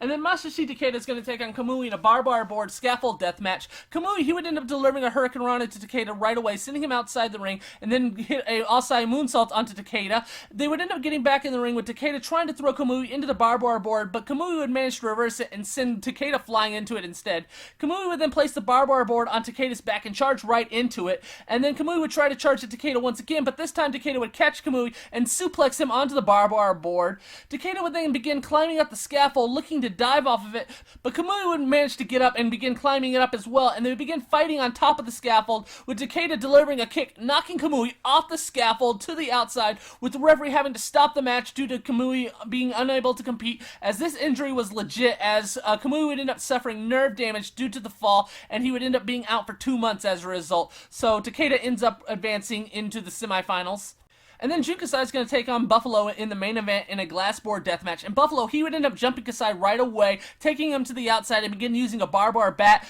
to cut open Kasai. They would end up getting back in the ring, and Buffalo would try to suplex Kasai off the top rope through the first glass board, but Kasai would manage to get under Buffalo and hit a powerbomb on him, sending him through that glass board instead. Then Kasai would end up taking the Buffalo mask off and just begin biting Buffalo's forehead, leaving Buffalo's face completely bloody. Kasai would then go for a lariat, but Buffalo would manage to kick out at one, and then Kasai would end up going for a German suplex, but Buffalo would still manage to kick out. Kasai would then go for a Pearl Harbor splash, but Buffalo would manage to get his knees up and then hit a back suplex on Kasai. Buffalo would then put some barbed wire around his arm and hit Kasai with a lariat, causing Kasai to go back first into the other glass board in a surprise way to break the glass. Kasai would then end up grabbing a chair and just tossing it at Buffalo's head, and then wrapping that barbed wire around his arm and hitting a lariat on Buffalo this time, but the bloody Buffalo would still manage to kick out. Kasai would then end up hitting a reverse Tiger Driver, a Pearl Harbor splash, and then another reverse Tiger Driver on a barbed wire bat on Buffalo to finally put him away. This was a really good match and made Buffalo look really strong, although he wouldn't do that much more with Freedoms throughout the year. He'd work a couple more mid-card matches before leaving in 2015. 666 would hold another show at Shinkiba on August 16th, with Goemon and Onryo taking on the former FMW team of Kanemura and Kuroda. Can you talk about this FMW reunion match? So Goemon and Onryo, they're going to team up again to take on the fellow former FMW team of Kintaro Kanemura and Tetsuhiro Kuroda. And this match would start with Kanemura and Onryo doing the FMW dueling chair spot, with Kanemura knocking the chair away from Onryo and then suplexing him, and then begin cutting open Onryo with a sharp object, which I believe is the first time that Onryo has bled in a match. Kanemura would then put Onryo on a table, but Goemon would come over and make the save by throwing Kanemura off the top, and then Kuroda would end up getting placed on that table instead, as Onryo would climb up to the top and dive off of it, sending Kuroda through the table. Kanemura would charge at Onryo, but Goemon would end up grabbing his leg, causing him to fall, as Onryo would roll Kanemura up with the Onryo clutch for a 2 count after Kuroda would manage to make the save. Onryo would then end up going up to the top, but Kuroda would grab him, allowing Kanemura to suplex Onryo off the top rope on a stack of chairs, and then hit a senton splash on Onryo for the win. Afterwards, Kanemura would get on the mic and cut a promo about how all 4 of these wrestlers have a FMW bond with one another, and then Onryo would end up cutting a promo as well. After all these years of having a no-talking gimmick, he's pretty much given that up and is willing to talk after each 666 show. Gintaro would promote another Gintaro Age show on August 25th at the Shinjuku Face, with him facing off against Atsushi Onita in the main event. Can you go over this match and why Gintaro needed to do another benefit show for himself? So they went nuts, crowd of 324 fans, which is about a half-filled Shinjuku Face. So this is going to be another Gintaro Aid show to help pay for Gintaro's hospital bills that came from everything having to do with Gintaro's stroke back in 2012. And Gintaro has booked this match against Atsushi Onita as the main event. This is going to be Onita's return to Freedoms for the first time in nearly a year since his feud with Kasai. They would end up doing a lot of legwork early on, and Onita, who is still hated by the Freedoms fan base, that would be booed at throughout the match very loudly, loudly, just for punching Jintaro even. Eventually, Onita would end up hitting Jintaro with a Tiger Driver, and then try for the Vader Bomb, which would not look anywhere near as good as he was able to hit when he had the match against Nanjo Hayato back in 2011. But Jintaro would manage to move out of the way anyway. Jintaro would then end up taking Onita and trying his best to throw him in the crowd before throwing him back in the ring and putting Onita in a sharpshooter, with Onita having to break the hold. Jintaro would end up trying for a diving headbutt with Onita moving out of the way, and then Onita would end up hitting 2 Thunderfire powerbombs on Jintaro, with Jintaro managing to kick out, and then Onita all of a sudden would just roll Jintaro up with an inside cradle for the win. So the finish pretty much came out of nowhere with Onita picking up the win. Onita doing a straight match and a lot of mat work at 56 is not really ideal at this point. Onita and Jintaro would end up hugging afterwards, and all the wrestlers that were on the show would end up coming into the ring and posing at the end of the show. And this would end up being Onita's final match in Freedom. Still, Yuko Miyamoto would defend the Big Japan Deathmatch title on August 31st in Nagoya against Masashi Takeda. What ended up happening on this match? Big Japan's going to begin having a big show once a year here at the Nagoya International Conference Hall, so the Deathmatch title is going to be on the line every late August, every year at this building, which is bigger than Corrigan, but not as big as a building like Yokohama Bunka Gym. This match is going to be a glass board Kinzon deathmatch, and Takeda would end up starting off early by slamming Miyamoto on the Kinzons, but Miyamoto would come back and place a Kinzon in Takeda's forehead, with the Kinzon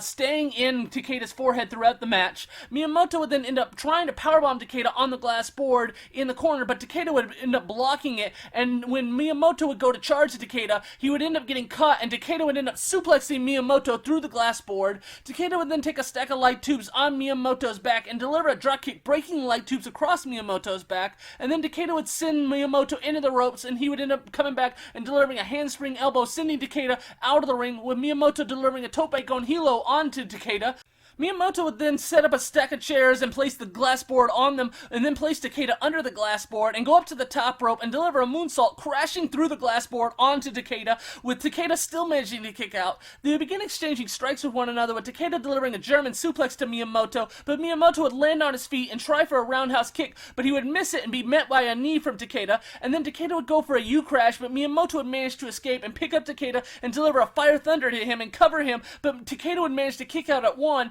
and then Miyamoto would just pick Takeda up again and hit a running Fire Thunder on the Kinzons, and this time he ended up picking up the win. This was a really good match, but still with the big building atmosphere, it took away from any heat like the Yokohama Bunka Gym does, but still another really good match for Miyamoto against a top worker.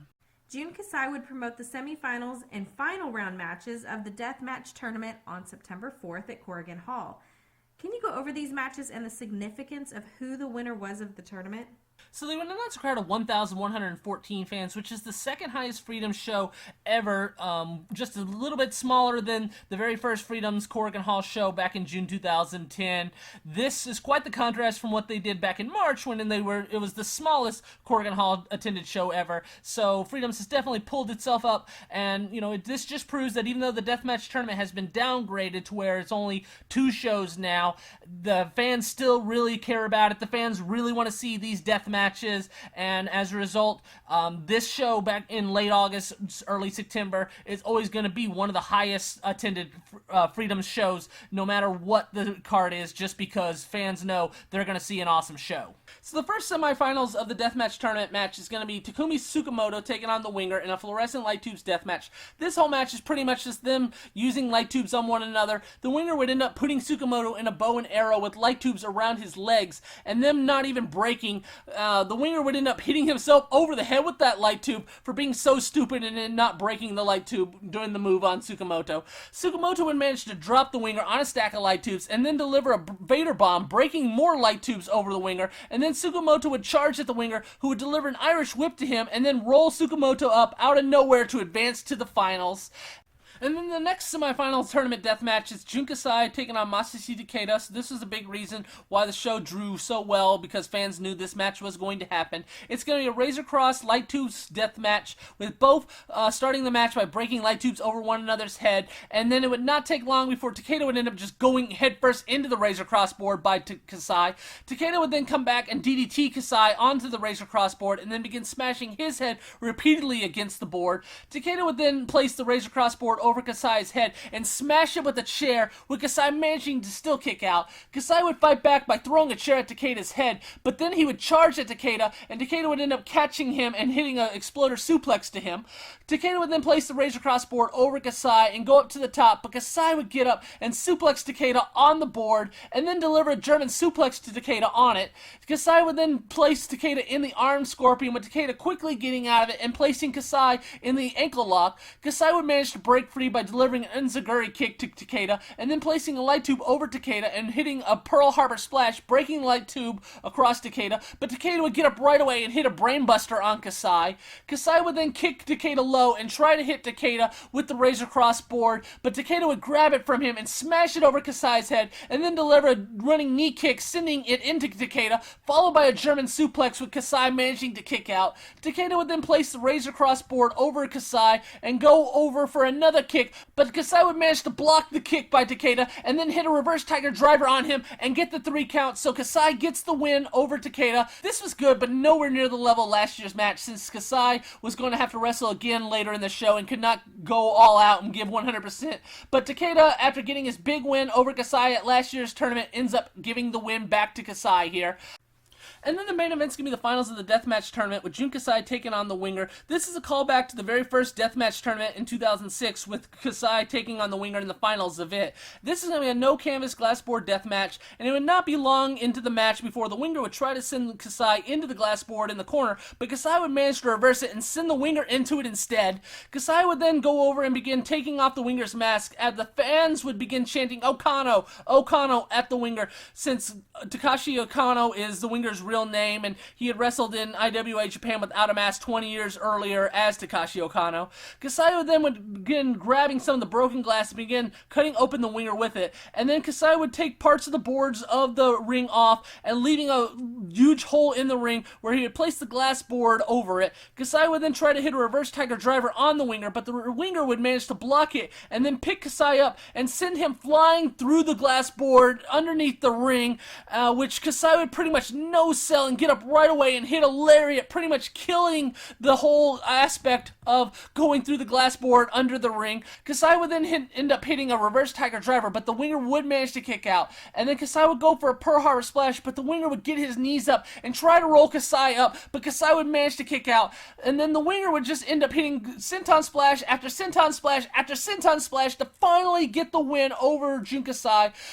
So the Winger ends up winning the tournament. This match was okay. It was sad that Kasai really couldn't go all out in the Takeda match earlier, and then when he faces the Winger here, the Winger's such a basic wrestler, you can only do so much against him, and as a result, both Kasai matches ended up not really being anything special. But like I said, the Winger ends up winning his 3rd deathmatch tournament here. He won the first one back in 2006, also defeating Kasai, and now he's winning the last deathmatch tournament, defeating Kasai. As Freedoms would end up scrapping the deathmatch tournament after this, feeling like that they could draw better with the fans, knowing all the matches on the card going into the show, but they also feel like they've booked the tournament to be as different as possible after 5 straight years, and they just couldn't do anything else with it. So the Winger would end up winning the deathmatch trophy once again, and this trophy would not be seen again until 2017, when Kasai and Takashi Sasaki would end up selling it to the pro wrestling store Totocon, and it would end up selling for $1,300. This tournament did not have the quality that the last couple years had, but it was a good conclusion, with the Winger winning it one more time to end it. Guts World would hold a show on September 6th in Tokyo, with Mr. Gannosuke making a big announcement. Can you go over the events that took place prior to this show, setting up the announcement, and then what the announcement was? So this would all start back on August 9th for the Guts World promotion, when Guts Ishijima and Tatsuhiko Yoshino were taking on the heel team of Kenichiro Arai and Masao Orihara, with the heel team of Orihara and Arai having interference for them when Ryan Yupin and Masked Mystery, 2 heels in their group, would begin interfering and allowing Arai to end up rolling up Yoshino for the win. After the match, Mr. Gannosuke, who worked for Guts World, would end up hitting the ring, really upset over the blatant cheating in the match, and he would begin attacking Arai, and that would end up setting up a match with Orihara taking on Guts Ishijima on September 6th. So that takes us to September 6th, where Ishijima's facing off against Orihara, and he's trying to powerbomb him, when Masked Mystery would end up hitting the ring and laying Ishijima out with a lariat, and then heading out of the ring with Ishijima going after him, and Ishijima would end up getting counted out as a result. Mr. Gannosuke from the back of the building would begin screaming at Urahara again, but this time Mass Mystery would come over and begin attacking Gannosuke and bring him in the ring as all the heels would begin going after Gannosuke and send him into the ropes and lay him out with a double clothesline. Mass Mystery and Urahara would then challenge Guts Ishijima to a tag match at the next Guts World show, which is going to be their very first Corrigan Hall show in the 8-year history of this promotion, with Ishijima accepting and stating he wanted Mr. Gannosuke to be his partner for this match. Gannosuke would then end up getting on the mic, accepting Ishijima's request, and agreed to come back to the ring. So Mr. Gannosuke is going to end his 6-year retirement here. Pretty much what happened was what happened in the storyline with Ishijima asking for Gannosuke to come out of retirement in real life, and Gannosuke agreeing to do so, kind of feeling that itch, feeling like he still has some left in the tank to provide. So Gannosuke is going to come back. He's going to be a regular for Guts World, as well as work independent promotions as well. The Apache Army would take on the Voodoo Murders on September 7th in Osaka in a no-ropes barbed wire death match, with Hasegawa appearing for the Apache Army. Can you go over this match and refresh people who Hasegawa was and why he was in this match? Yeah, so I talked about Hasegawa in previous episodes. He had financially started back up the Apache Army in 2010, and by 2012 he's getting more and more involved in the angles. Well, now he's at a point where he's decided he wants to be a wrestler. And to his credit, he has gotten in decent enough shape to where he's not an embarrassment or anything like that. He could be a decent junior heavyweight style wrestler, but obviously being in this match, a main event, no ropes, barbed wire death match, he's in this match because of who he is more than what he's done. But he portrays himself as the weak link, and at the same time he's trying to pay some dues by showing he's willing to get cut up in a barbed wire match. So Hasegawa is going to team up with Kintaro Kanemura and Magnitude Kishiwada. They're going to take on the Voodoo Murders team of Taru, Brother Yashi, and Kensho Nishimura. The Apache Demolition Group, which has been the top heel group in the Apache Army for the last couple years, has now kind of just morphed into the Voodoo Murders, and they're going to begin feuding with the Apache Army and be the top heel group of the promotion. And Nishimura had already been an Apache Demolition member. Now he's a Voodoo Murder member. The Voodoo Murder group was a top heel group in many different promotions for the last couple years, and now they're open to working small independent promotions like the Apache Army, and like I said, they're going to be the top heel group going forward to face off against the Apache Army. And this match would start with Kanemura being the first to be thrown into the barbed wire, and then the Voodoo Murders would pick up Hasegawa and just drop him on top of the barbed wire, and then all six would end up brawling in the crowd, with Hasegawa getting tossed into the chairs. The Voodoo Murders would then end up getting back in the ring and using a barbed wire bat to cut open Hasegawa as blood would run down his body. Kanemura and Kishiwada would come over to make the save and throw Taru into the barbed wire, followed by Hasegawa picking up Nishimura and delivering the worst go-to-sleep ever, to the point where Nishimura would not even bother to sell it, and when Hasegawa would cover him, he would kick out before one, but Hasegawa would do the spot again and hit just a bad-looking go-to-sleep this time to get the win over Nishimura. Kanemura and Kishiwada would raise the bloody Hasegawa's hand, as this match was really rough. They just did the basic barbed wire spots, and Hasegawa really screwed up there at the end. Like I said, the Apache Army and the Voodoo Murders, they're going to feud for another year or so, but this would end up being the final Apache Army show tape for the next 2 years until their final show, so I won't be able to really talk about this small promotion here until the very last show in 2016, sadly. Freedoms would return to Iwate on September 15th with the King of Freedom title match and a main event match with Yoshihiro Takayama in it. Can you go over these matches and how the show did? So they would announce a crowd of 610 fans for this show, which is considerably down from the year prior in this building when they drew 938 fans, and even more so from 2 years prior when they drew over 1,200 fans. So there's a lot less emphasis in this show. The years prior they had brought in Riki Choshu and Tatsumi Fujinami, and then last year they had Atsushi Onita. Well, this year they're only bringing in Yoshihiro Takayama as the outside talent. So like I said, there's a lot less emphasis on this show than in previous years, and as a result, a lot less people attending the show. The semi-main event is going to be Yuji Hino defending the King of Freedom world title against Jun Kasai in a hardcore match. This would start off really slow, as nothing would happen the first 6 minutes or so, until Hino would end up picking Kasai up and slamming him on a ladder, and then smashing his head against that ladder, busting Kasai open. Hino would then end up putting his arms behind his back, allowing Kasai to chop him in the chest as hard as he could, but Kasai instead would end up just kicking Hino low, and then Kasai would end up charging at Hino with the ladder, but he would end up catching it and just ramming Kasai into the corner, and then placing the ladder over Kasai and going up to the top, with Kasai getting up as well and suplexing Hino off the top of the ladder. Kasai would then end up hitting a Pearl Harbor splash, but Hino would kick out, and then Kasai would go for another Pearl Harbor splash, this time off the ladder, but Hino would move out of the way this time, and then Hino would end up going for a powerbomb, but Kasai would reverse it and roll him up, and then hit a backslide powerbomb out of nowhere on Hino to get the win. This match was super slow and quiet, but the finishing sequence really picked up. Kasai now has won the King of Freedom World title, as Hino was more of a 4-month transitional champion to get the title away from Sasaki and put on Kasai. Then the main event's going to be Takashi Sasaki and Mammoth Sasaki taking on Yoshihiro Takayama and Shintaro. The match would start with Takashi and Shintaro doing some mat work before tagging in Takayama and Mammoth, who would square off with Mammoth knocking Takayama off his feet with a shoulder tackle. Mammoth would then tag in Takashi, who would come in and begin going at it with Takayama just no-selling everything Takashi was doing until Takayama would just slam Takashi and then throw him out of the ring, where they would fight in the crowd while Mammoth and Shintaro would fight on the ramp. They would end up getting back in the ring with Mammoth charging with a clothesline at Takayama, then coming off the top with a flowing clothesline. Mammoth would then end up trying to hit a 29 years old on Takayama, but Takayama would end up just suplexing him instead. Mammoth would then tag back in Takashi, who would come at Takayama with a dropkick and then hit a swinging DDT, and then Takashi would end up trying for the sharpshooter, but Takayama would manage to break out of it. Mammoth would then end up coming in to help Takashi knock Jintaro down, and then end up setting Takashi up to hit a super power bomb on Jintaro, and then finish Jintaro off with the DJs to get the win. All I can say about this match is it was your typical Takashi, Sasaki, and Jintaro match. All the wrestlers from the card afterwards would then come into the ring and do a Freedoms chant to end the show. Atsushi Onita would return to Noah for a 6-man, no-ropes, exploding barbed wire death match in Nagata on September 23rd. Can you talk about who all was in this match and what happened in it? Yeah, so it's going to be Atsushi Onita, Ichiro Uguchi, and Hideki Osaka taking on Takashi Sugawara, Yoshihiro Takayama, and Jinba Hiranagi in a no-ropes exploding barbed wire death match. This is a Noah show that's built as a Noah versus 0-1, with Onita's team being considered the 0-1 team, although none of them actually work for 0-1, but they wanted to have a no-ropes exploding barbed wire death match on this show, so there you go. Onita had came into Noah back in 2012 and feuded with No Mercy, and then when he came back in 2013, he had a match with Sugawara taking the place of Kenta, since Kenta was in the main event of that match against the rest of the No Mercy team, and Onita and Sugawara began their feud as a result, and then you have Takayama, who's been fighting with Onita in these exploding barbed wire death matches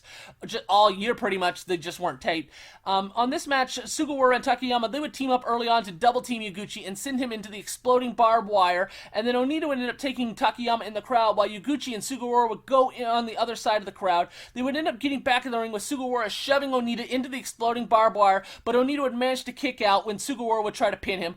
Hosaka and Uguchi then would begin going after everyone with chairs, with Onita, Uguchi, and Hosaka all shoving Takayama into the exploding barbed wire.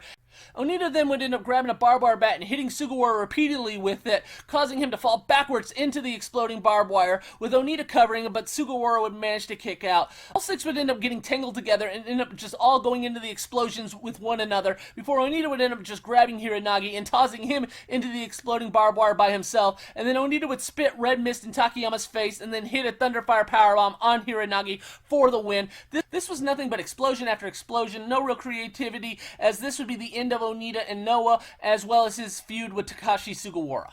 The King of Freedom tag team titles would be defended on September 25th at Shinkiba for Freedoms, but with some new champions. Can you talk about the top 2 matches on this show and who the new champions were?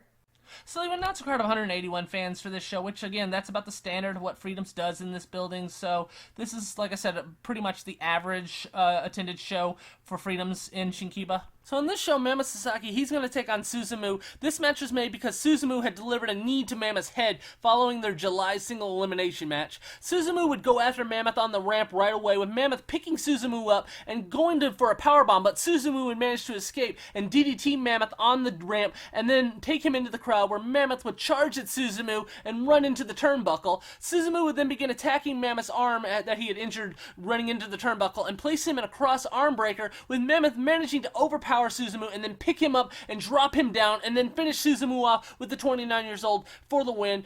Then the main event's going to be Jun Kasai and Masashi Takeda, who had defeated the Great Kajika and the Winger 2 days earlier for the King of Freedom's tag team titles in a non-televised house show. So now they're the champions going into this show, and they're going to be defending them against Kenichiro Arai and Minoru Fujita in a TLC death match. Arai and Fujita, they would jump Kasai as he was entering the ring, as Takeda would not even notice it until he would turn around and get hit with a chair shot by Arai. Arai and Fujita then would end up working on Takeda's knee until he would end up making the hot tag to Kasai, who would end up going after both Fujita and Arai. Kasai would eventually end up climbing up a ladder and delivering the most awkward-looking Pearl Harbor splash off of it right into Fujita's knees. And Fujita would end up placing Kasai in a sleeper hold as Arai would come off the ladder with a double foot stomp, followed by Fujita placing Kasai in an ankle lock, with Takeda having to make the save. Fujita then would end up placing a table on the turnbuckle and climb on top of it, but Takeda would come over, and Takeda and Kasai would end up double suplexing Fujita off the table onto the ladder. Kasai then would end up smashing a chair over Fujita's head, but Fujita would no-sell it and throw Kasai out of the ring, and then Takeda would come over and throw Fujita into the ropes,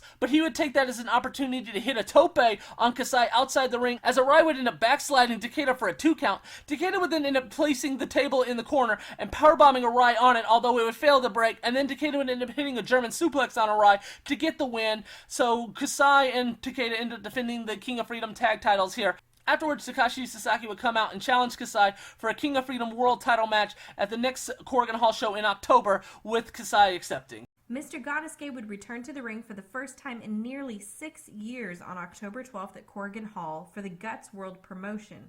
Can you talk about this match? Yeah, so Mr. Gannosuke, he's going to team up with Guts Ishijima, and they're going to take on Masayo Orihara and Mass Mystery. Orihara and Mystery, they would end up jumping Gannosuke during the introduction, and then Orihara would end up getting Gannosuke in the corner and begin pounding him in the head, with Gannosuke fighting back and shoving Orihara down to the mat, and then end up taking him outside, where he would end up throwing Orihara in the crowd. Gannosuke would then grab a chair and hit Orihara in the head with it, and then Ryan Yupin of the Orihara Mass Mystery heel team, he would end up coming over and attacking Gannosuke and trying to throw Gannosuke in the crowd, but Gannosuke would reverse it and send him into it instead, and then Gannosuke would bring the bloody Orihara back in the ring, with Orihara and Gannosuke exchanging lariats, and then Mass Mystery would then come in to help, as Mystery would end up sending Orihara at Gannosuke, with Gannosuke ducking and clotheslining Mystery. Gannosuke and Ishijima would then end up double shoulder tackling Mystery, with Gannosuke putting Mystery in the Scorpion Deathlock, but Orihara would come over and use a chair to break the move by hitting it over the head of Gannosuke, and then Mystery would end up trying to chokeslam Gannosuke, but Gannosuke would end up delivering an arm drag, and when Mystery would end up charging at him, Gannosuke would end up putting him in the Gannosuke clutch, although it would probably be the most screwed up Gannosuke clutch that he's ever done, as he would not properly hook the leg, and thus it would end up looking more like a cradle, and then Gannosuke would end up clotheslining Mystery, and then placing Mystery in an arm bar, with Mystery tapping out for the Gannosuke win. So Gannosuke ends up picking up the win here in his big return from being retired for nearly 6 years. Afterwards, Shintaro would come to the ring and challenge Gannosuke to his first singles match for next month, with Gannosuke accepting, as Gannosuke is going to work about 2 or 3 times a month here going forward. Freedoms would hold their 5th anniversary show on October 16th at Corrigan Hall. Can you go over the 2 top matches and how the show did for everybody? So they would announce a crowd of 653 fans for this show, which this kind of just goes to show that Freedoms is not at the level where they can run 5 Corrigan Hall shows a year. So this show and the March show, which they had not done in previous years, were their 2 lowest numbers. It's just fans not being ready to go to another Corrigan Hall show after they went to one last month, and they're going to be going to the Christmas one, and so they feel like this is the show that they can skip, and I'm sure they felt that same way in March as well. So these shows would end up doing better as years go by, but this year both these 2 added Corrigan Hall shows were not a success for Freedoms.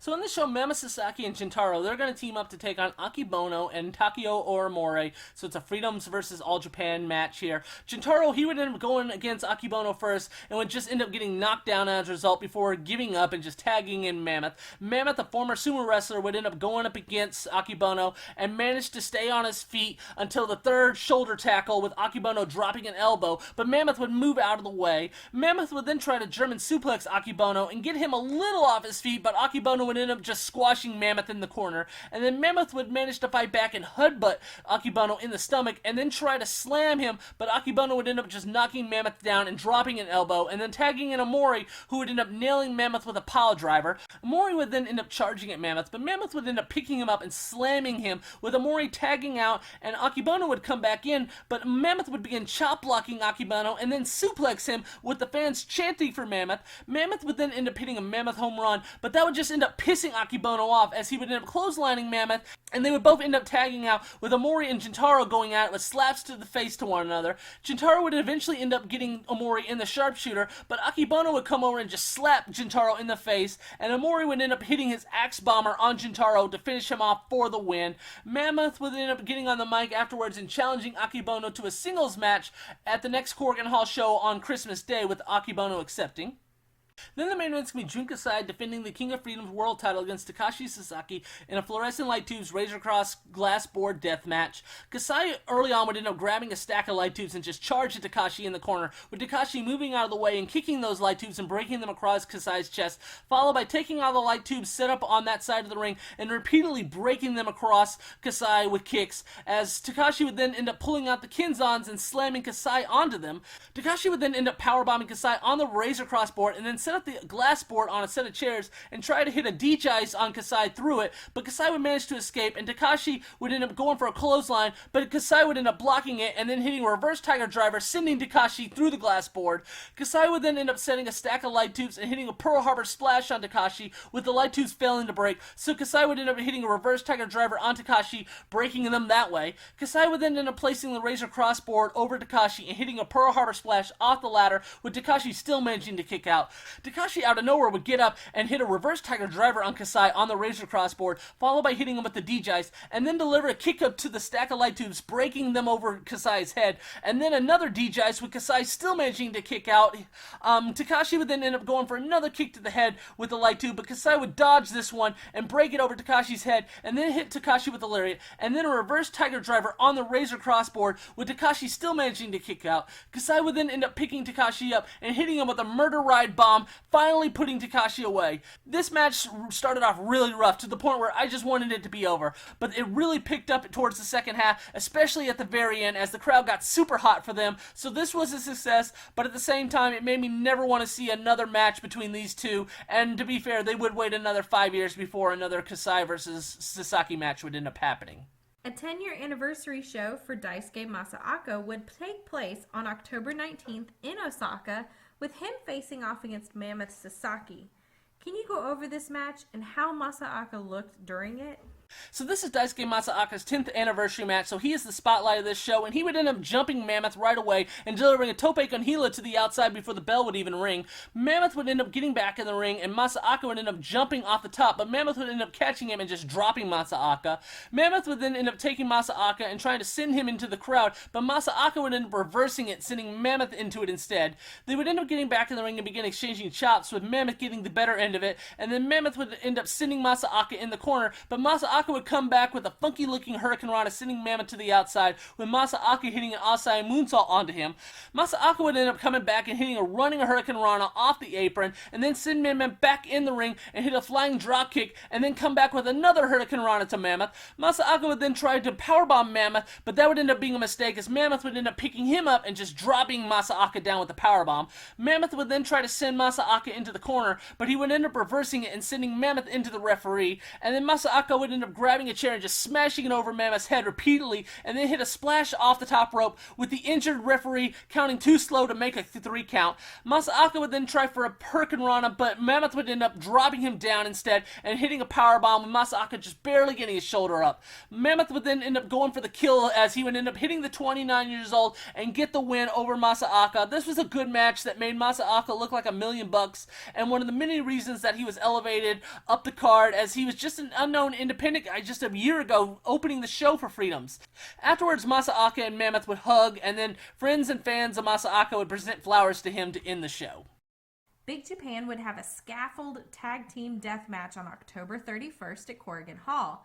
Can you go over this match for everybody? Yeah, so Yuko Miyamoto and Asami Kodaka, they're going to team up to take on Kinkaro Hoshino and Masato Inaba in a scaffold light tubes death match. Hoshino and Inaba, they would jump Kodaka and Miyamoto right at the start, with Inaba throwing Kodaka into the ropes, with Kodaka coming back and hitting a tilt-a-whirl on him, and then sending Inaba into the light tubes before all four begin brawling around ringside. Miyamoto and Inaba would end up coming back in the ring by climbing up the scaffold, with Miyamoto hitting a faceplant on Inaba, which would nearly send him falling off the scaffold, but Miyamoto would grab him and use the scaffold to stretch Inaba, as Kodaka and Hoshino would climb up the scaffold, and Kodaka would end up slamming Hoshino on Inaba, breaking Miyamoto's stretch, causing him to fall off the scaffold to the mat, as Hoshino and Inaba would end up retreating from the scaffold to the mat. Kodaka would then look to go after both of them by trying to dive off the scaffold, but he would end up tripping before catching himself, and then diving onto both of them in what could have been a really scary spot. Inaba would then end up picking Hoshino up and send him launching into both Miyamoto and Kodaka, and then Inaba would end up throwing Miyamoto into the ropes, but he would end up coming back and hitting his handspring elbow, but Inaba would come back and hit a lariat to Miyamoto, and then an exploder to Kodaka. Miyamoto and Inaba would meet back on top of the scaffold, with Miyamoto flipping Inaba over and then hitting him with a Fire Thunder on the scaffold, which Inaba would end up falling off of. Hoshino would then end up coming off the scaffold and begin striking Miyamoto and pick him up and just slam Miyamoto off the scaffold onto the mat. Hoshino would then end up delivering a Super Senton off the scaffold and cover Miyamoto, with Kodaka coming off the top with a knee drop for the save. Inaba would then end up going for another exploder on Kodaka, but Kodaka would end up blocking it and they would begin fighting outside. This would leave Miyamoto and Hoshino to go at it, with Hoshino charging at Miyamoto, but Miyamoto would end up delivering a drop toe hold, causing Hoshino to go face first into a light tube, and then Miyamoto would end up rolling him up with a Law Magistral for the win. This was a fun match with a lot of action. Afterwards, Abdullah Kobayashi would come to the ring and challenge Yuko Miyamoto for the Big Japan Death Match title at the next Yokohama Bunka Gym show in December, with Miyamoto accepting. 666 would hold their November 1st show at Shinkiba, with Goemon and Onryo taking on a DDT team this time. Can you talk about who they faced and the highlights of this match? Yeah, so Onryo and Goemon already having faced a Freedoms team and a former FMW team, now they're going to take on a former DDT team, with them taking on Mikami and Tanamasaku Toba. Goemon and Onryo, they would focus on Toba for the early parts of the match before he would end up tagging in Mikami, who would deliver a flying dropkick to Onryo, and then Mikami would end up hitting a 619, and then hit a 450 splash and cover Onryo, with Onryo catching the referee's hand to break the count. Onryo would then end up delivering a reverse Hurricane Run into Mikami, and then tagging Goemon, who would come in and hit Mikami with a pedigree and go up to the top for a Swanton Bomb, but Toba would end up grabbing Goemon while he was at the top and allow Mikami to hit a Hurricane Rana, sending Goemon off the top rope. Onryo and Toba would end up getting tagged in, and Onryo would end up hitting a Thunderfire Powerbomb on Toba, with Mikami jumping in to make the save. Goemon would end up hitting Mikami with a Facebuster and allowing it to be just Onryo and Toba going at it alone, with Onryo trying for the Onryo clutch, but Toba would manage to escape and lay Onryo out with a punch, knocking him out, and then Toba would end up getting the pin afterwards, so Toba and Mikami end up picking up the win, and Goemon and Onryo end up going 1-2 this year against these other promotion wrestlers. Afterwards, all four would end up shaking hands out of respect to one another. Mr. Gannosuke would promote his first show since returning to the ring on November 18th at Shinkiba, with his first singles match against Jintaro. Can you go over this match? So going back 15 plus years or so with Gannosuke and Kanemura and their issues that began in FMW, Kanemura was really upset at Gannosuke for not bumping enough in their matches. It was not something that I really noticed before, because Gannosuke had always really been willing to take big bumps in the past, especially in deathmatch type matches. But if you just watch a regular match that Gannosuke's in, you're going to notice that he can try to avoid the everyday bump you compile in the ring when you compare him to someone like a Kanemura, who's taken all these types of bumps throughout the match, throughout his career, and you could see where there would be some resentment from Kanemura on Gannosuke and his lack of wanting to take bumps all the time. And that's not to say Gannosuke is lazy by any means, because he has suffered all sorts of serious injuries throughout his career and still took more bumps than your average wrestler, so you can see why he felt like he needed to hold back some nights, unlike a Kanemura. Well, now Gannosuke is 46 and has not been a regular everyday wrestler for about 6 years now, and he is all about that trying to not bump, as his first bump that he takes in this match against Jintaro is about 15 minutes into the match when Jintaro would suplex him.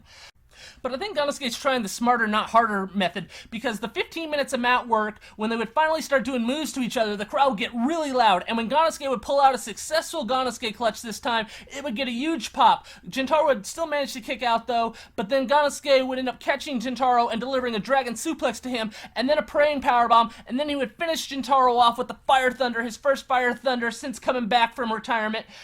to get the win. Jintaro and Gannosuke afterwards would embrace one another and raise each other's arms in respect, as Gannosuke had always respected Jintaro and his wrestling ability, going back 10 years earlier with the Apache Army, and then with Jintaro coming back from his stroke, he had earned all the respect in the world from a veteran like Gannosuke, who wanted his first singles match coming back from retirement to be against Jintaro. Atsushi Onita would appear for the small Asuka Project promotion on November 27th at Corrigan Hall. Can you go over this match and what was Asuka Project? Yeah, so the Asuka Project had quite the lineage, as it came after Tajiri closed down his Wrestle New Classic promotion, which had followed Tajiri's Smash promotion, which had followed the Hustle promotion. So Asuka Project is pretty much a home for all the wrestlers from those promotions that could not find a bigger home, but they were able to get a big enough sponsor to be able to run Corrigan Hall and get Onita booked for this show. And Onita, he's going to team up with Ichiro Iguchi and someone by the name of Azul Dragon, and they're going to go up against Mito Shinoshi, who's running the promotion,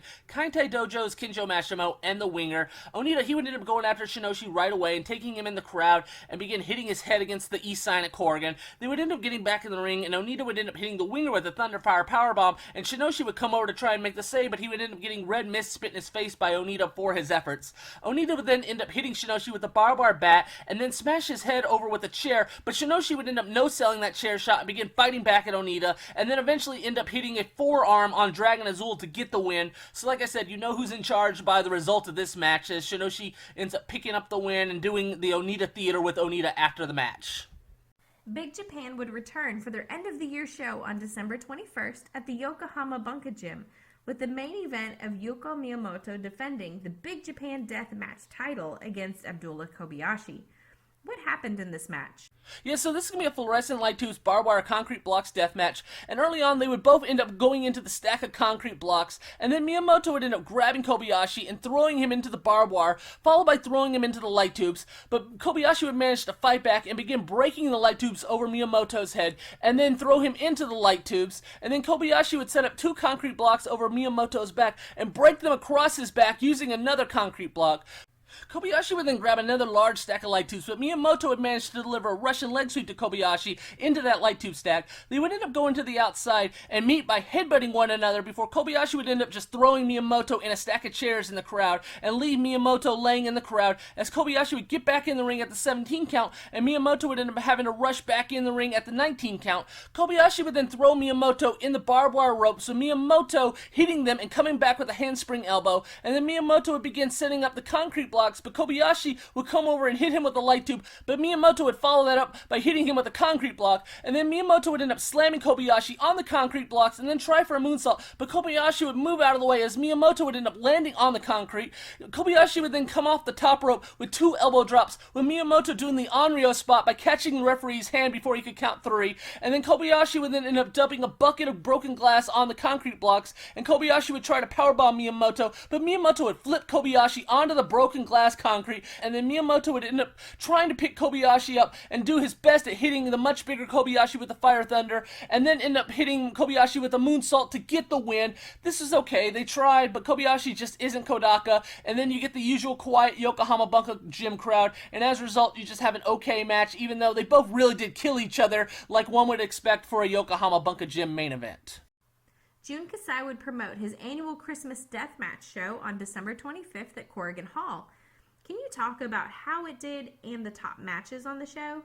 Yeah, they would announce a crowd of 958 fans for this show, which is considerably up from what they did back in October, but I would say a slight disappointment again because they didn't hit that 1,000 mark like they did back in August, September, but usually the August, September Corrigan Hall show is the bigger drawing show, even though the Christmas Deathmatch show is considerably the bigger event of the year. Usually they don't do as well, but again, 958 fans is good, especially when you compare it to all the other numbers besides that one show back in September that drew 1,100 fans for the deathmatch tournament. So on this show, Daisuke Masaoka is going to take on Asami Kodaka in a fluorescent light tubes death match. This is the beginning of the Daisuke Masaoka push towards being a main event guy. And Masaoka, he would end up sending Kodaka out of the ring, and he would end up going to the apron for an Asai moonsault with Kodaka grabbing his leg and then hitting Masaoka with the chair and busting him open. Kodaka would then end up bringing Masaoka back in the ring and throw him at the light tubes. So Masaoka coming right back and drop kicking Kodaka, sending him into the light tubes as well. Masaoka would end up grabbing some of the light tubes and taking a swing, but he would end up missing Kodaka, who would end up nailing Masaoka with a kick, breaking them across him. Kodaka would then end up headbutting several light tubes, breaking them over Masaoka's head, and then Kodaka would end up throwing Masaoka in the corner, with him coming back with the flying dropkick that would send Kodaka out of the ring, and Masaoka would then end up delivering that Asai moonsault as the fans would begin screaming for Masaoka here.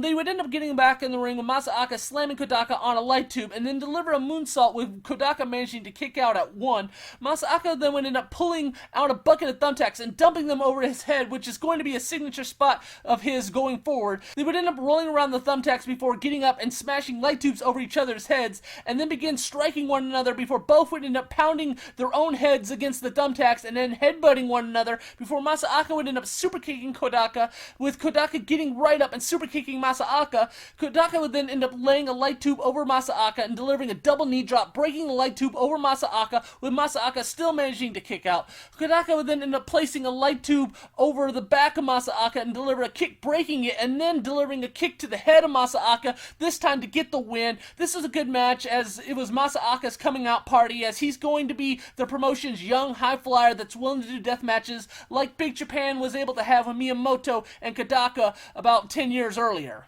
And then Mammoth Sasaki's going to take on Akebono in a singles match, and Mammoth would start off by charging Akebono with the shoulder, but Akebono would end up knocking him down, and then Akebono would end up going for an elbow, but Mammoth would manage to move out of the way. Mammoth would then end up calling for Akebono to come out of the ring and fight him outside, and Akebono would end up doing so, but then Mammoth would end up pulling out a barbed wire bat to use, but Akebono would end up just slapping Mammoth hard across the face and grab that bat and then begin using it on Mammoth. They would end up fighting in the crowd of Corrigan, with Mammoth throwing Akebono into the side wall of the building and then charging at Akebono, but Akebono would end up just grabbing Mammoth and sending him into the wall instead. They would end up getting back in the ring with Mammoth chopping Akebono, who would end up just no-selling it, and then chopping Mammoth in the corner and just run right into him. Akebono would then end up just stepping on Mammoth to cover him, but Mammoth would manage to kick out to avoid the embarrassment, and Mammoth would end up getting back up and just chopping Akebono again, but Akebono would end up lifting Mammoth's shirt up and just chop him back in the chest. Akebono then would try to splash Mammoth, but he would end up missing, and then Mammoth would end up getting up and trying to suplex Akebono, which he kind of would be able to do, although it would not be pretty at all. Mammoth would then end up bringing Akebono up the stage of Corrigan and set up two tables and try to slam him through them, but Akebono would end up blocking it and choke slamming Mammoth through both those tables instead.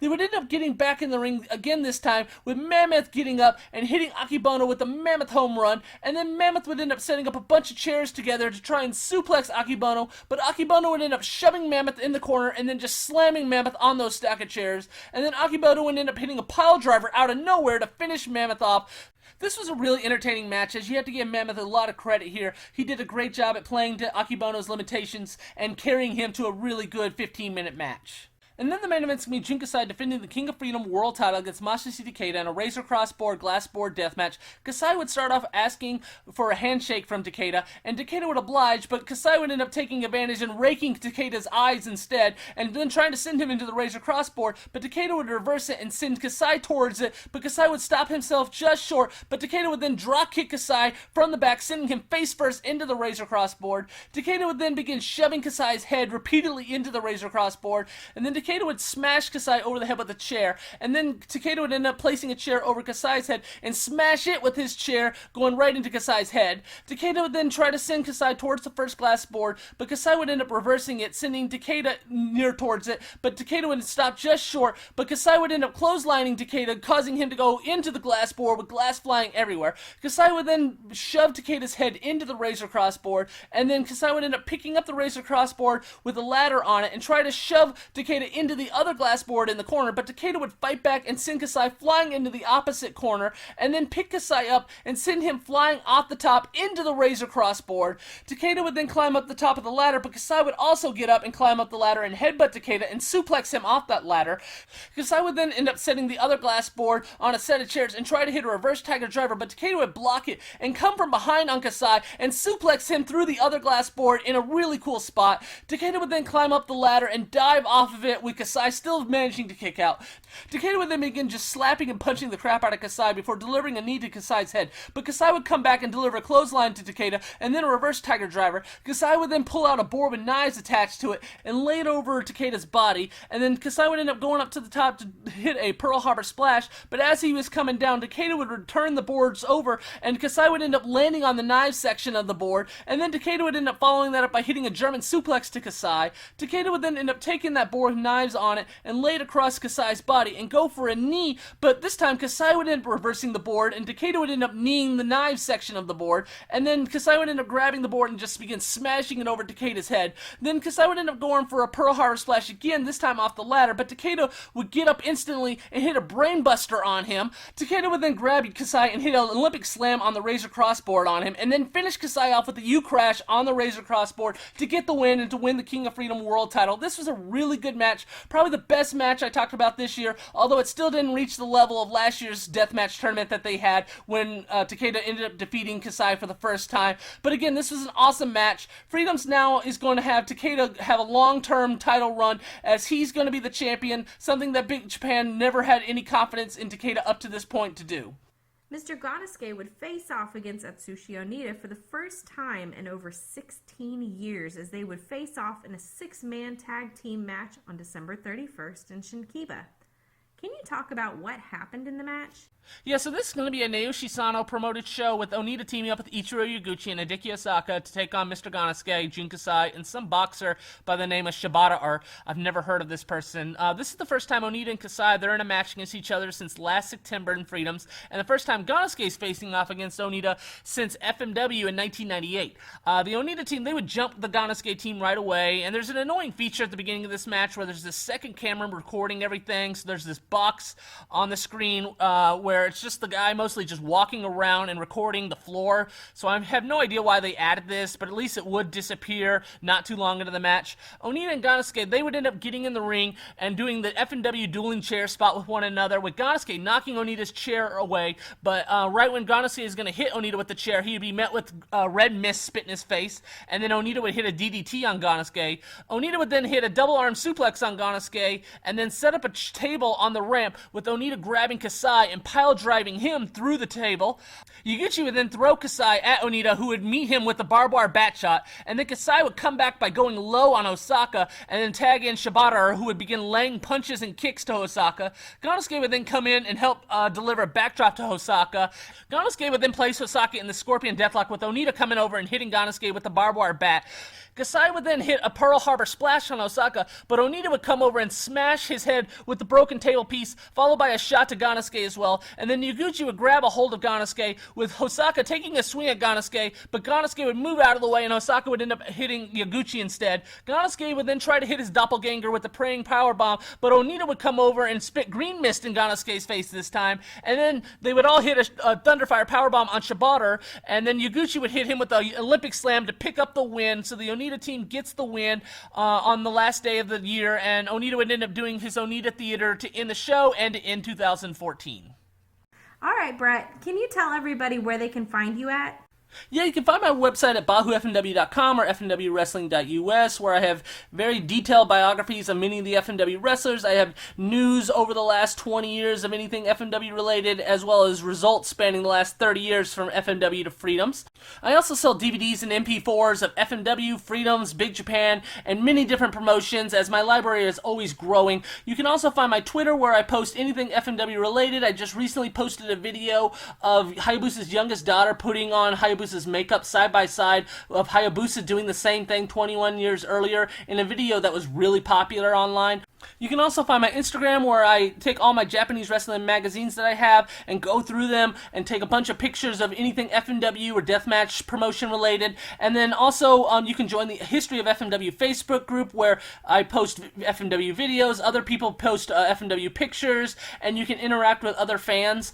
And then you can find my YouTube channel at Brett FMW where I've posted every History of FMW video as well as all my career music videos. And then also if you want to just listen to the podcast, you can find them on Anchor, iTunes, Stitcher. Just look up History of FMW and they'll pop up. And that's pretty much it. Thanks for joining us, everybody. We'll be back for the next episode where we will be going over the year 2015. See you then.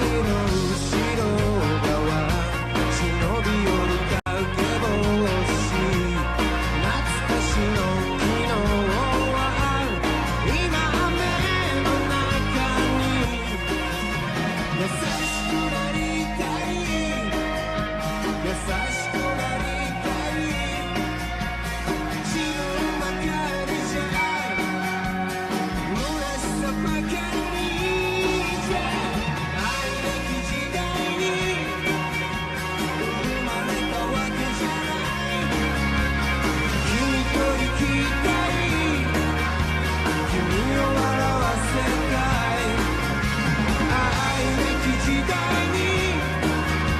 生まれたわけじゃない